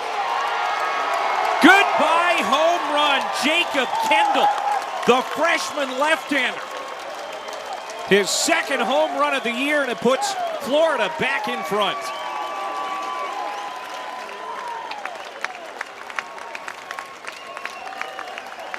That's why he's in the lineup, KP. They needed that left-handed bat in there against Siskar, and it pays dividends here in the 8th. Yeah, and talking to Kevin O'Sullivan today, he said, you know what, his numbers may not be loud yet, but I think this kid's really going to hit. That's a slider that just doesn't slide. And the sliding it did came right back in to the barrel of the freshman Jacob Kendall. That was a no-doubter. Out towards the second or third deck of the parking garage, and it gives the Gators a lead back.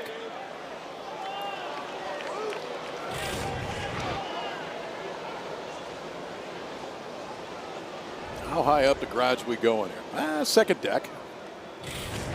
Doesn't matter how many decks, it still counts for one. And now Colt Myers in the 9 hole. Kendall prepped at A3 Academy in Tampa. It's a new academy here in the last few years. Was talking to Kevin O'Sullivan about it. Making his 8th start of the year tonight as their primary DH is what he has been. Hit his first career home run at Stetson last week, and now this one has to feel good as it comes against the Miami Hurricanes. He's a Florida native. Even though he's a freshman, he knows how big this series is. Oh, they all do, yeah. This one is skied short left field.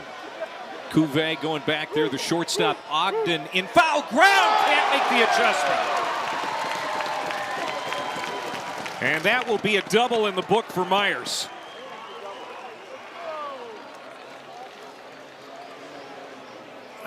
Wind not an issue right now, and in this case, I think Ogden just got a little bit too excited. It's the shortstop's ball the entire time.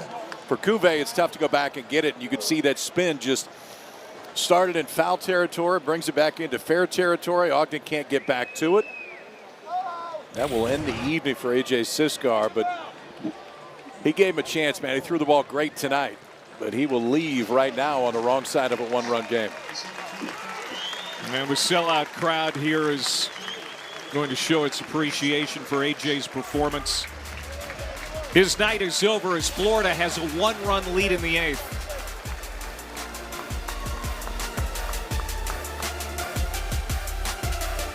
Start the college baseball season on the ACC network with these two teams. Florida get out to the early lead with a Brendan Lawson homer in the first. And For a long time, Liam Peterson was doing just fine with that lead. He did get a little more support in the fourth. Castre, the freshman, with a sac fly to left field. Back-to-back singles to start that inning for the Gators. And at that point, it was 2-0, but the Canes had back in the sixth. 4 hits in the inning. RBI on that swing and bunt from Derek Williams. And Brylan West, a single to left, tied it up right there. And for the Canes, that offense was starting to show some life. Well, the freshman left-hander showed some life right here. Jacob Kendall, second career home run, second of the year, second deck of the parking garage out in right field to give the Gators the lead back at 3-2. They ruled that hit by Colt Myers actually an error on the shortstop, Ogden. He's at second base. As the new pitcher comes in and A.J. Siskar's night is over. He had a brilliant night. 7 innings, struck out 6, didn't walk anybody. No, he was phenomenal. 3 starts this year, he hadn't walked anybody. He's hit 6 guys, but hasn't walked anybody, and that sinker was outstanding all night. Packy Bradley Cooney is the new pitcher, a transfer from Alabama. Pretty slider heavy, too, for Bradley Cooney. Throws that slider about 60% of the time.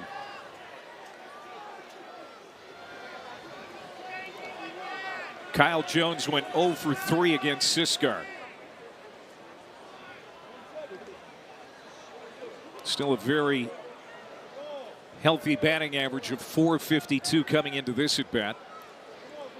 The A-Sun freshman of the year a couple of years ago, transfer from Stetson, second year at Florida. Time is called, and now Las Gutierrez is coming out. Yeah, just get a little signal misfire in the hat right here, so switch it out, make sure he can hear the calls. How would you have liked having that during your playing days? That didn't exist back in the dark ages. That technology. I don't know. I mean, I understand the reasoning for it because you don't want anybody to pick pitches. So it's, I mean, for that alone, I think I would have been fine with it. But the cadence is, and I shook a fair amount. So it's a little bit different when you shake, and then you got to go back to it, whether they're giving a signal or they're sending another one in your ear. Jones showing bunt. Infield creeps in on the corners, and that was a foul tip for Jones as Florida has regained the lead here in the 8th inning. And the Florida bullpen certainly is a strength as far as this matchup goes. They have the advantage in that department. You talk about the circle of trust when you talk about the Florida bullpen with Kevin O'Sullivan. He's got about 7 guys in that so-called bullpen circle of trust. Yeah, and I think everybody's still trying to figure their bullpen out. A lot of times trying to figure your bullpen out at the end of the year. But what there is not a lack of in that Florida bullpen is stuff. They've got plenty of it that'll run out there. And that's a walk. Good at bat for Kyle Jones to work his way to first base. Still nobody out here in the inning, and Brendan Lawson, who has had a big night, comes to the plate. He hasn't been put out yet. A homer, a single, hit by pitch. He's been on base all 3 times, couple of runs scored. And now JD is going to go to the left-hander. Jake Dorn was warming up down there. And it's a short outing for Packy Bradley Cooney as Florida has regained the lead and looking for more here in the 8th inning.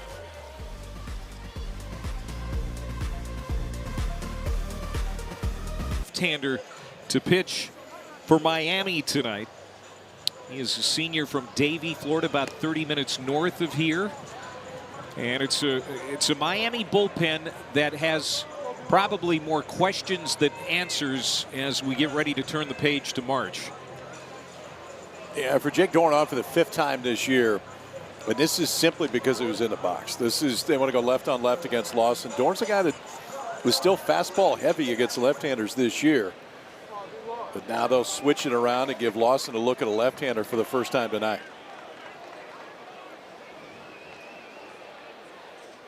Myers at second, Jones at first. A strike is into Lawson. He was 2 for 2 with a home run.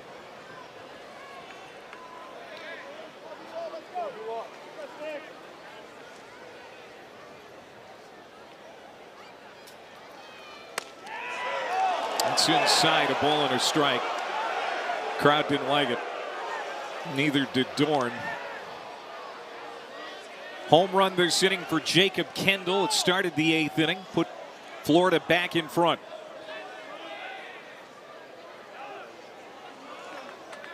Miami bullpen, Ryan Bilka is the closer.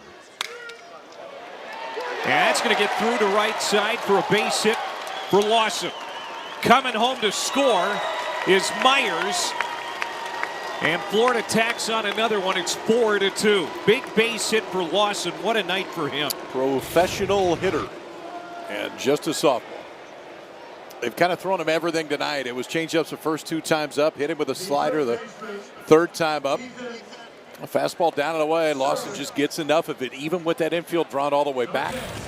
Hit it hard enough to get it past Brylan West. Drive another one in. And here comes J.D. Arteaga again. You mentioned it, KP. They're missing a couple of key bullpen arms, and I think that's really affecting this game right now. Yeah. They'll get them back, but they don't have them right now. 2 to 3 weeks until this Miami bullpen, I think, gets to the point where they have all their guys. But for now, they're still trying to figure that bullpen out. 3rd time this inning that they've gone to the pen.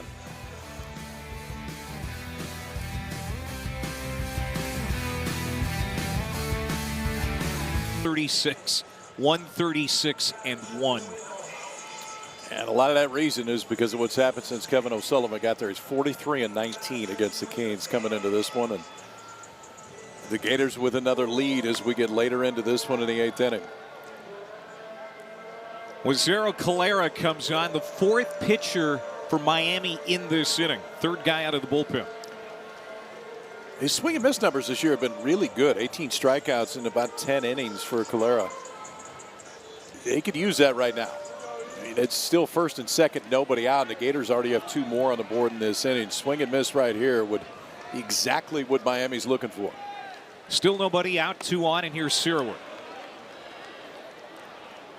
Couple of hits tonight for Ethan Sirowick.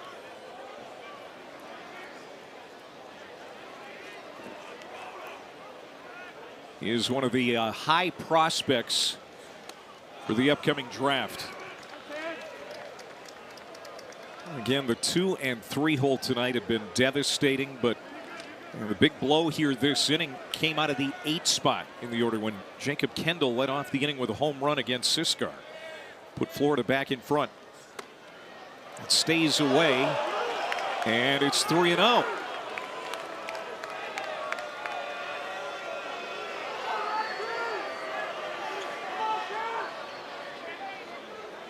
Packy Bradley Cooney came out of the pen first. He walked the first guy he faced. And that's going to be a strike. Top of the zone, but it's a strike.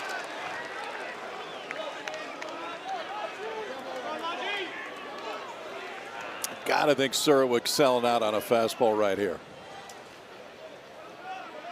3-1. Breaking ball missed. Walked him. Another walk out of that Miami bullpen. And Sirowick takes his base. Base is full of Gators. Still nobody out in the 8th inning. You can see JD throwing his hands up. Yeah, and you can remember, too, for this Miami staff, they hadn't walked anybody coming in this inning. Taking a ball down the left field line that should have been caught. Would have been the first out, 2 walks since then, and a loss and single sandwiched in between it. Now the Gators with a 2-run lead already have them loaded with nobody out. Carson Bowen, not your prototypical cleanup hitter, but a really smart baseball hitter. I mean, just a great approach at the plate. And that's why he's in the cleanup spot. Doesn't have any home runs yet, but boy, what an opportunity here to tear this game wide open for Florida.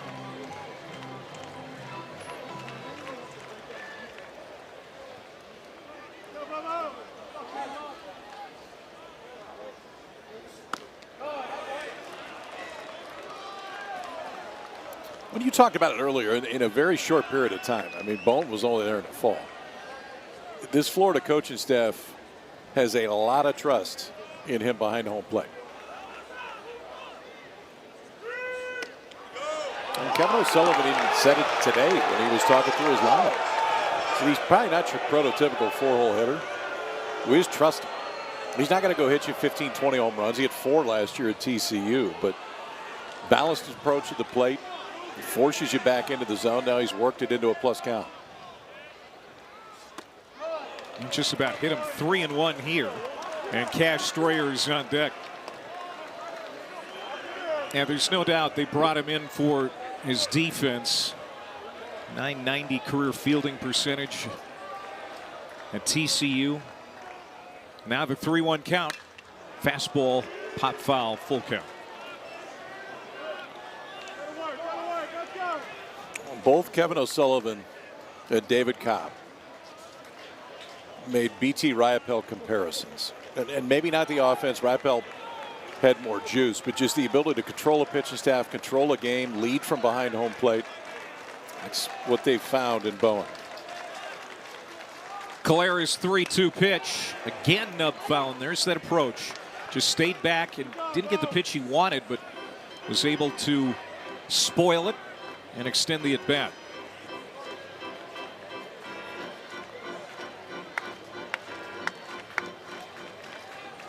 Florida with a chance to put this game out of reach here in the 8th inning. 2 runs in. Game 1 of the series.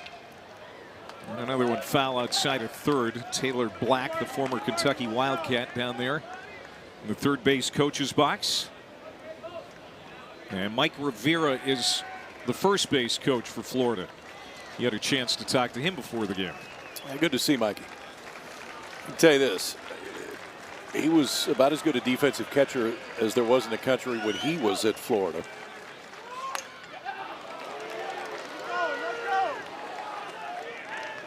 Made it all the way up to AAA and pro ball, and just decided it was time to get into coaching. And Sully had great things to say about him today and the impact he's had on this Florida staff.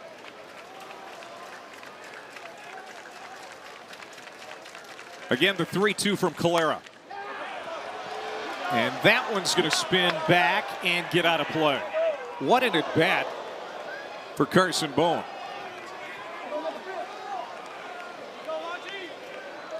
He's spoiling some pretty good pitches, too. I mean, that last one definitely would have been a called strike 3, a breaking ball that stayed alive on. A few that were just off the plate, but close enough that you have to go after. And he's now pushing that pitch count up for Calera and making him work. This will be pitch number 10 to Bowen.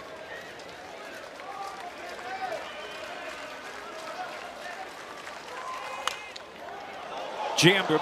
They're going to go home for the force. The throw is wide, but he kept his foot on the plate. Alex Sosa with a great stretch, almost like a first baseman to keep his cleats on the base. And as a catcher right there, too, Sosa probably immediately is thinking that there's a chance for a double play. Then you turn into a first baseman, and they will take a look at this immediately. Taylor Black over at third base looked into the dugout and gave that internationally understood "we're going to replay" symbol. Tough to tell from that. Travis Carlson, the home plate umpire, he was looking right at it, but I think it stayed on there long enough. I think you're right. That is I mean, obviously Miami's got to score some runs, but that could be a game-changing play right there at the plate, because obviously if you don't get any outs right there, still bases loaded, nobody out, I don't know how you can overturn it from that look. And it's much harder to keep your foot on a flat surface than it is a traditional base at first, second, or third. That was an exceptional job by Sosa.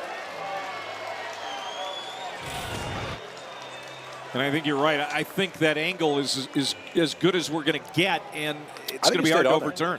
The other thing, too, is as a catcher, you hardly ever have to make that play. Like as a first baseman, you're ready for a throw like that. If you got to go get it and try to keep your foot on the base, that doesn't happen behind the plate very often. I mean, maybe a couple times a year that you have to make an athletic play on a throw that's coming home and try to stay on it. It was really well done by the veteran Sosa.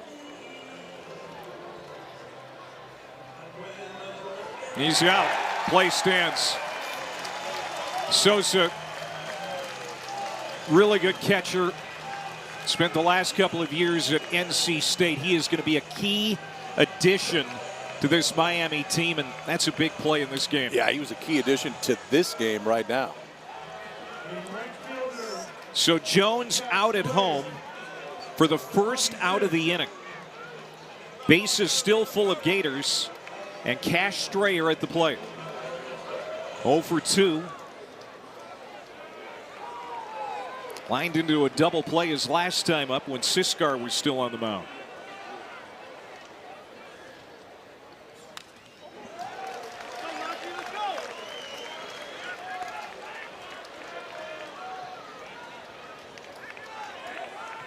You know, this game still hangs in the balance, and there is still a couple of plate appearances for Miami. They have had the best offense in the country, but Calera needs to keep this a 2-run deficit. It's down and in. Runs have been hard to come by for Miami tonight. Just 2 on the board, but 157 runs on the year. And I don't care who the opponents have been. That's impressive, and you know they can score in bunches when they have to. They absolutely can. They've just faced 2 really good arms so far tonight.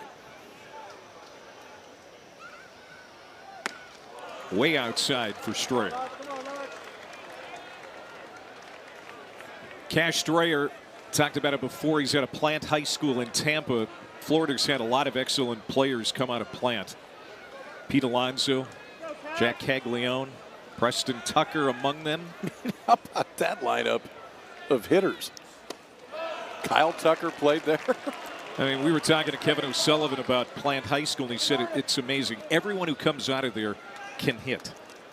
Well, that's a pretty good list that you just rolled off.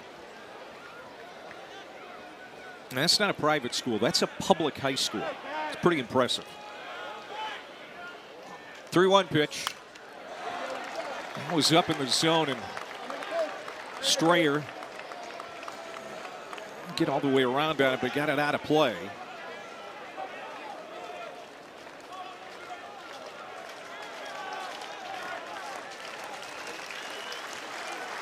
Full count. Inside, walked it. And Calera can't believe it. The crowd hates it. Lawson scores. It's 5-2.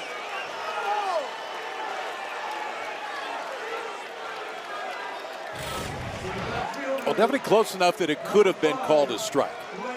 I'm not sure if it caught enough of the plate. You'd see the glove of Sosa bring it back a little. That's usually a decent indicator behind home plate. As Gutierrez making his way back out, he's going to get a few words in on the way out himself. It's maybe one where he waits at the mound until Travis Carlson, the home plate umpire, makes his way out. Miami fans will argue that that was a strike, but either way, that is the 3rd walk given up by the Miami bullpen this inning. By 3 different arms out of that bullpen.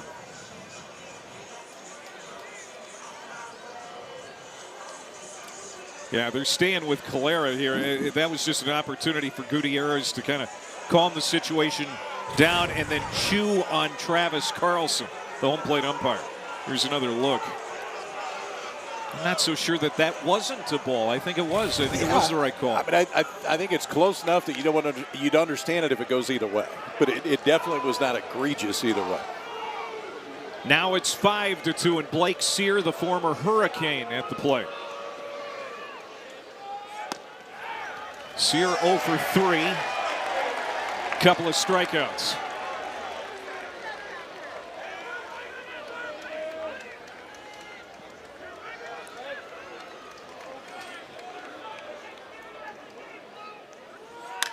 Hammered. Deep center field. Torres going back on the track. Looking up, makes the catch. Surowick tags, he will score. The other runners advance. It's now 6-2 as Sear drives in his 11th run of the year. But you got to know for Sear too, that one feels pretty good. I mean, he didn't run it out of here, but been 3 tough at bats up to this point. He's been hearing it from the crowd, and understandably so for a kid that played here 2 years. But a ball just to the base of the wall in center field that Michael Torres runs down plenty deep enough to extend that Gator lead.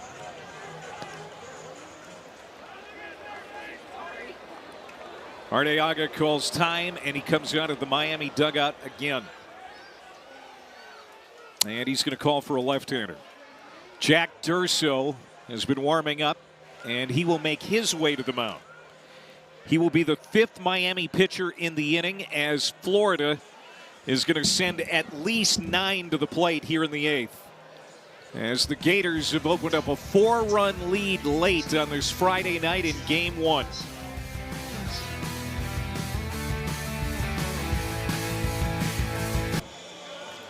Now the Florida Gators will open up SEC play March 13th against South Carolina.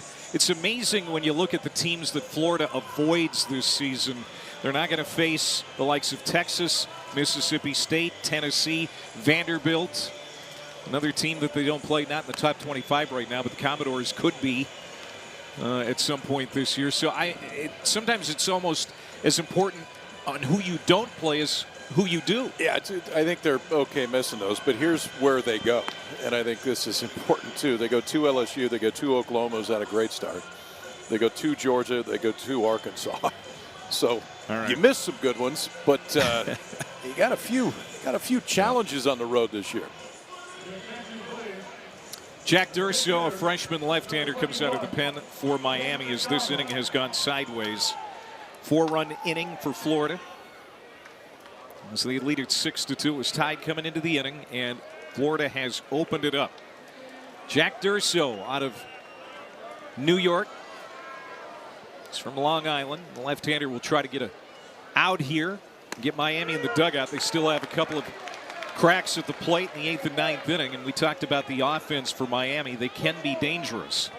So this is a long way from over. Landon Stripling at the plate. Hitless tonight. And nobody in this crowd has left. Nobody for Miami's rooting contingent has decided, this game is over. This is like the old school Miami crowds. I mean, where you jam the place. It's one of those iconic old school college baseball ballparks. It is outstanding to get back here. It's been a few years for both of us, but pretty cool spot for the college game. Caden McDonald snuck into the box on us. He's the pinch hitter here, hitting for Landon Stripling. So this is Caden McDonald for Florida. And he hits a line drive to the left field base hit. Bowen scores. They're going to try to score 2. Play at the plate. In time. Got it. Strayer thrown out, and that's going to end the inning. But Florida tacks on even one more to make it a 5-run lead after 7.5.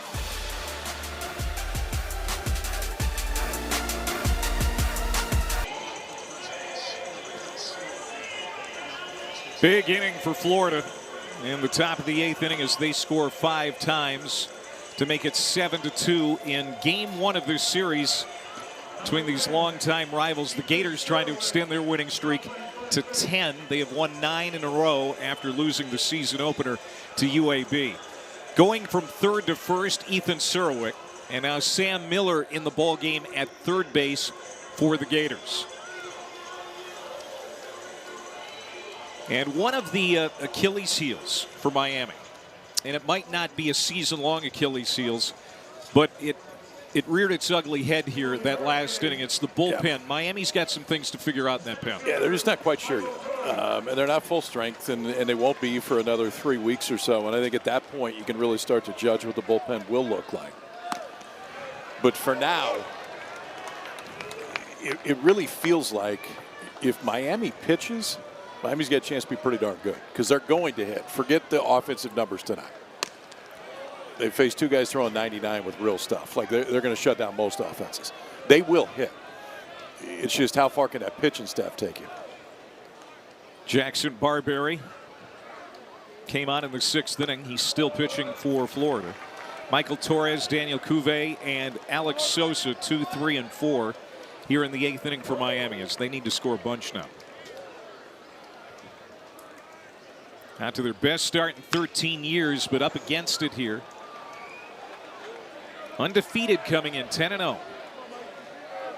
Not to their best start in such a long time, and a lot of excitement surrounding this team here as 2026 is underway. And J.D. Arteaga, what a job he has done. It didn't start well last year, but got him to a national tournament. They won a regional for the first time since 2016. As Torres walks, and that's a good start here in the 8th inning. There's no doubt this team is going to score runs this year. Yeah, there's plenty to be excited about here in Coral Gables right now. And yeah, JD just has such history and appreciation, and I mean all the other words you want to use for this program. It's good to see them get off to the start that they have. Cuvées had a quiet night at the plate, 0 for 3 with a couple of strikeouts. That 0 for 3 coming against Liam Peterson before he left the game. So first time facing Barberry. If Miami's going to make another national tournament and make the College World Series for the first time in a decade, you think that this guy right here at the plate has to lead the way.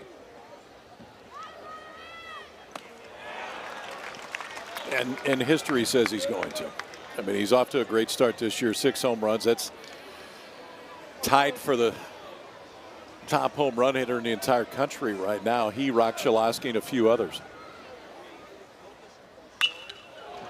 Popped up short right field. Back is Myers, who's played well in Cade Kurland's stead here tonight. Kurland is out with an oblique strain, and he has handled second base just fine. That is out number 1 here in the 8th inning.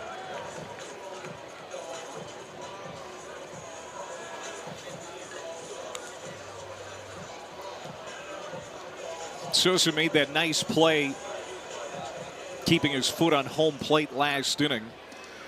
A play that will be just a footnote in history if this game continues to go the way that it is, but no doubt he showed his defensive chops behind home plate. The transfer from NC State.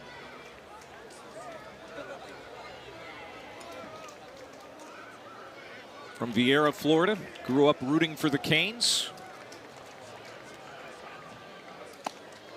Happy to be here in Coral Gables. Yeah, they got a few kids back that are from the area, started at other schools, and then have come back and transferred to the U.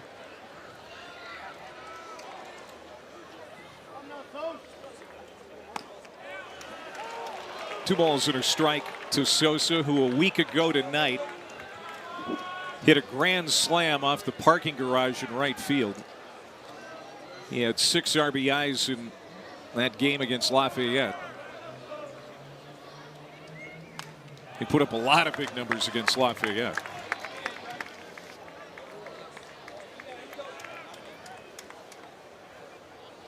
They had a 30-run game in Game 3 of that series. A lot of school records fell.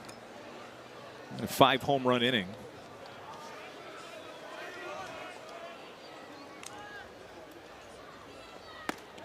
Oh, called strike 3. Sosa looked at some heat there from Barberry. Strikeout, 2 down. And the approach to the bat was really good.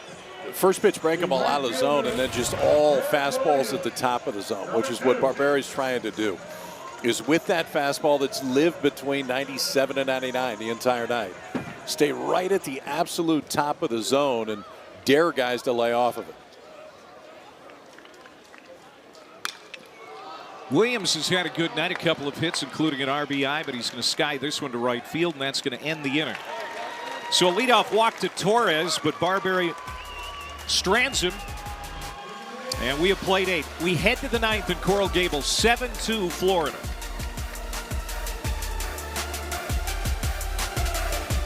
Eighth inning, the difference in this one, 7-2 as we head to the 9th. Florida Gators have won 8 straight weekend series going back to last year. Week from Tuesday, they'll host Florida State. The first of their 3-game series, which spans the better part of a month. They play home and home, of course, in that thing every year. And one neutral site game in Jacksonville. You know, Link Jarrett's going to be ready to go with his Florida State Seminoles. He's done a great job with that program. And they are loaded again this year. Florida sent 9 to the plate in the 8th inning. And this is Jacob Kendall, who put the Gators in the lead 3-2 at the time with a leadoff home run last inning.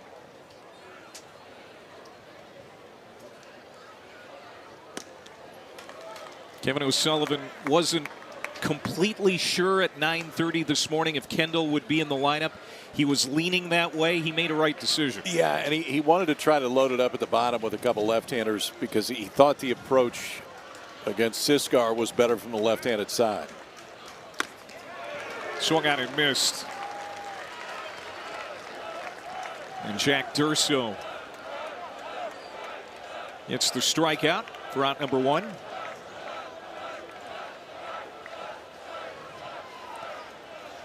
Miami's going to open up ACC play 1 week from tonight. They're going to host Boston College. And the ACC always gets conference play going a week before everybody else. Got here quick. Here's Colt Myers. 0 for 3 tonight in the 9 hole. Reached on an error and scored his last time to the plate.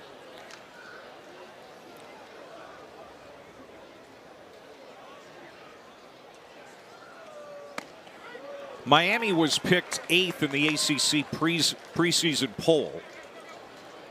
Georgia Tech, who's out to a great start as well, they were the overwhelming favorite in the preseason poll in the ACC. Yeah, they have looked the part so far. Drew Burris, Von Lackey, both with loud offensive starts. James Ramsey, his first year as the lead man at Georgia Tech, former Florida State All-American. Replacing the legend Danny Hall. Hall replaced Jim Morris at Georgia Tech, and that worked out pretty good for both universities. Yes, it did. Jim Morris came here, added 2 more national championships to the 2 that Ron Frazier had previously won. 2 balls and 2 strikes to Myers. It's interesting to note that Miami does not have to face Georgia Tech this year. We were talking about who Florida doesn't have to play. There's some meat on that bone. Not having to face Georgia Tech's a good thing or here North in Carolina. 26. Yeah, that's right. Swung out and missed. And a strikeout for Durso. Back-to-back here in the 9th.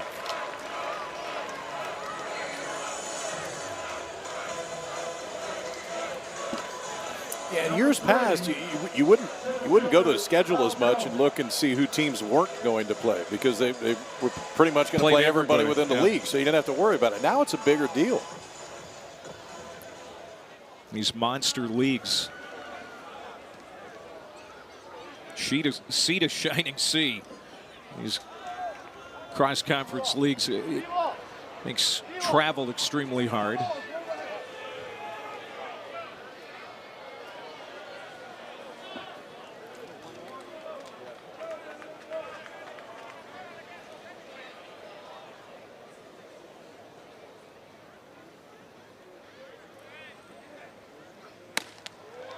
That'll be strike 2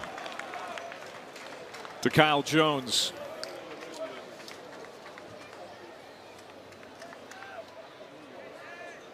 Pardon me, 1-1. Yeah, he called a pitch clock violation, I think, on Durso to start it, which was ball 1.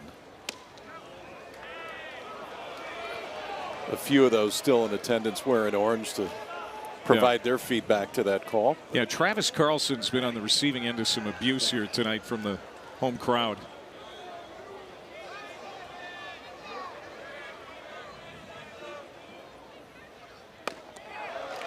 Now it's 2-2. So the Game 2 starter for Miami tomorrow will be the left-hander Rob Evans, who's 2-0, senior transfer from Georgia State. And Game 3 will be Tate Darius, sophomore from New Jersey, who's 1-0.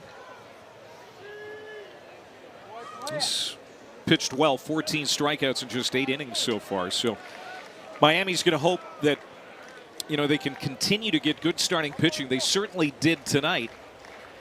And this game's not over. We're still the bottom of the ninth, but the Florida bats really took advantage of a aching Miami bullpen here tonight. Up the middle, cut off, and Watkins throws to first for the 3rd out. Last chance for Miami, down 5 here in Coral Gables.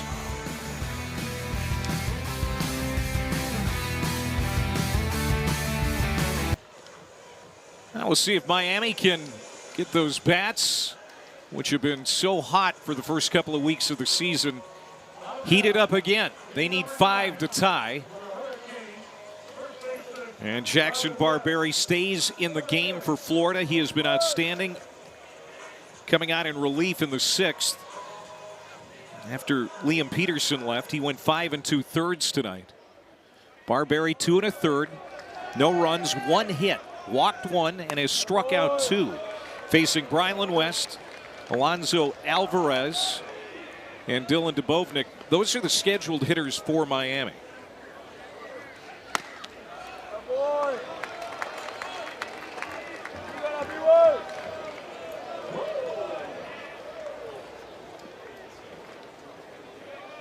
Couple of hits tonight for West, including an RBI. Miami does have a 5-run comeback win this season. That was on the 17th against UCF. They trailed 5-0 after 7. Won it 8-7 ultimately. Took 13 innings to do it, but they got it done. And the guy who was the big hero of that game, transfer Vance Shane from USC Upstate, hit a 406-foot walk-off 2-run homer in that game. 1 down. Shane, of course, not playing tonight. He's been nursing an abdomen the last several days. And it's possible that he makes an appearance this weekend, KP. The lineup tonight was a little different because of the infield injuries. No, they would definitely like Shane back. Kind of fits in a few different spots theoretically within this lineup, but still, that's where you can see depth, and I understand that you haven't necessarily seen it tonight in the numbers, but this Miami offense does have enough depth that they can take a few punches and still be okay.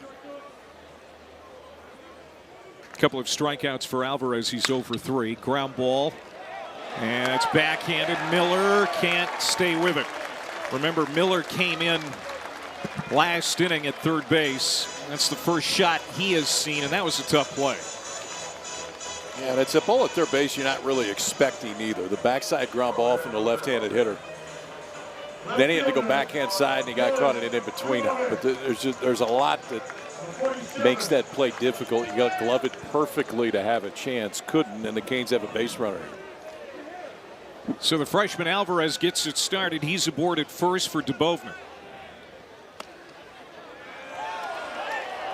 Freshman singled his first time up, hitless since. The reigning ACC Player of the Week. Also got National Freshman of the Week accolades. In the 3 games against Lafayette, he went 9 for 11 with 3 homers and 9 runs batted in.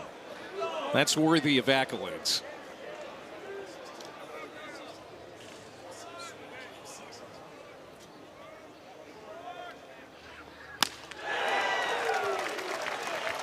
But he's going to sit down after that.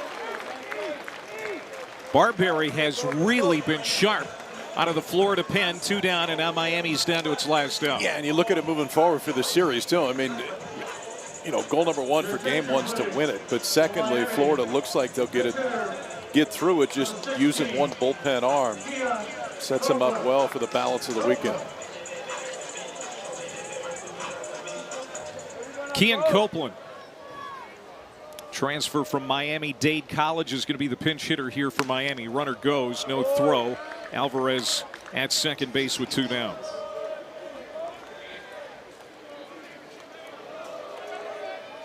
Copeland, a sophomore out of Palm Beach Gardens. Hit .361 with 15 homers last year at Miami-Dade. He's been in the rotation at first base a little bit this year. He's been used as a DH. 2-1. So Aiden King, the right-hander, freshman All-American last year, will get the start for Florida tomorrow. And it will be Rob Evans, a left-hander for Miami. In Game 2 of this series tomorrow night.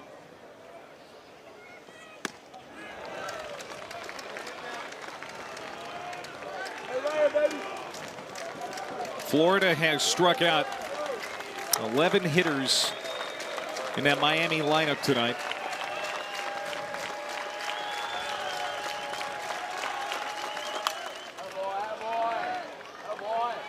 Liam Peterson was really rolling right up until the 6th inning when he left.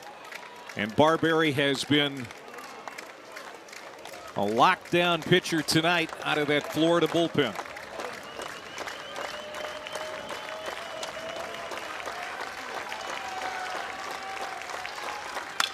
Ground ball.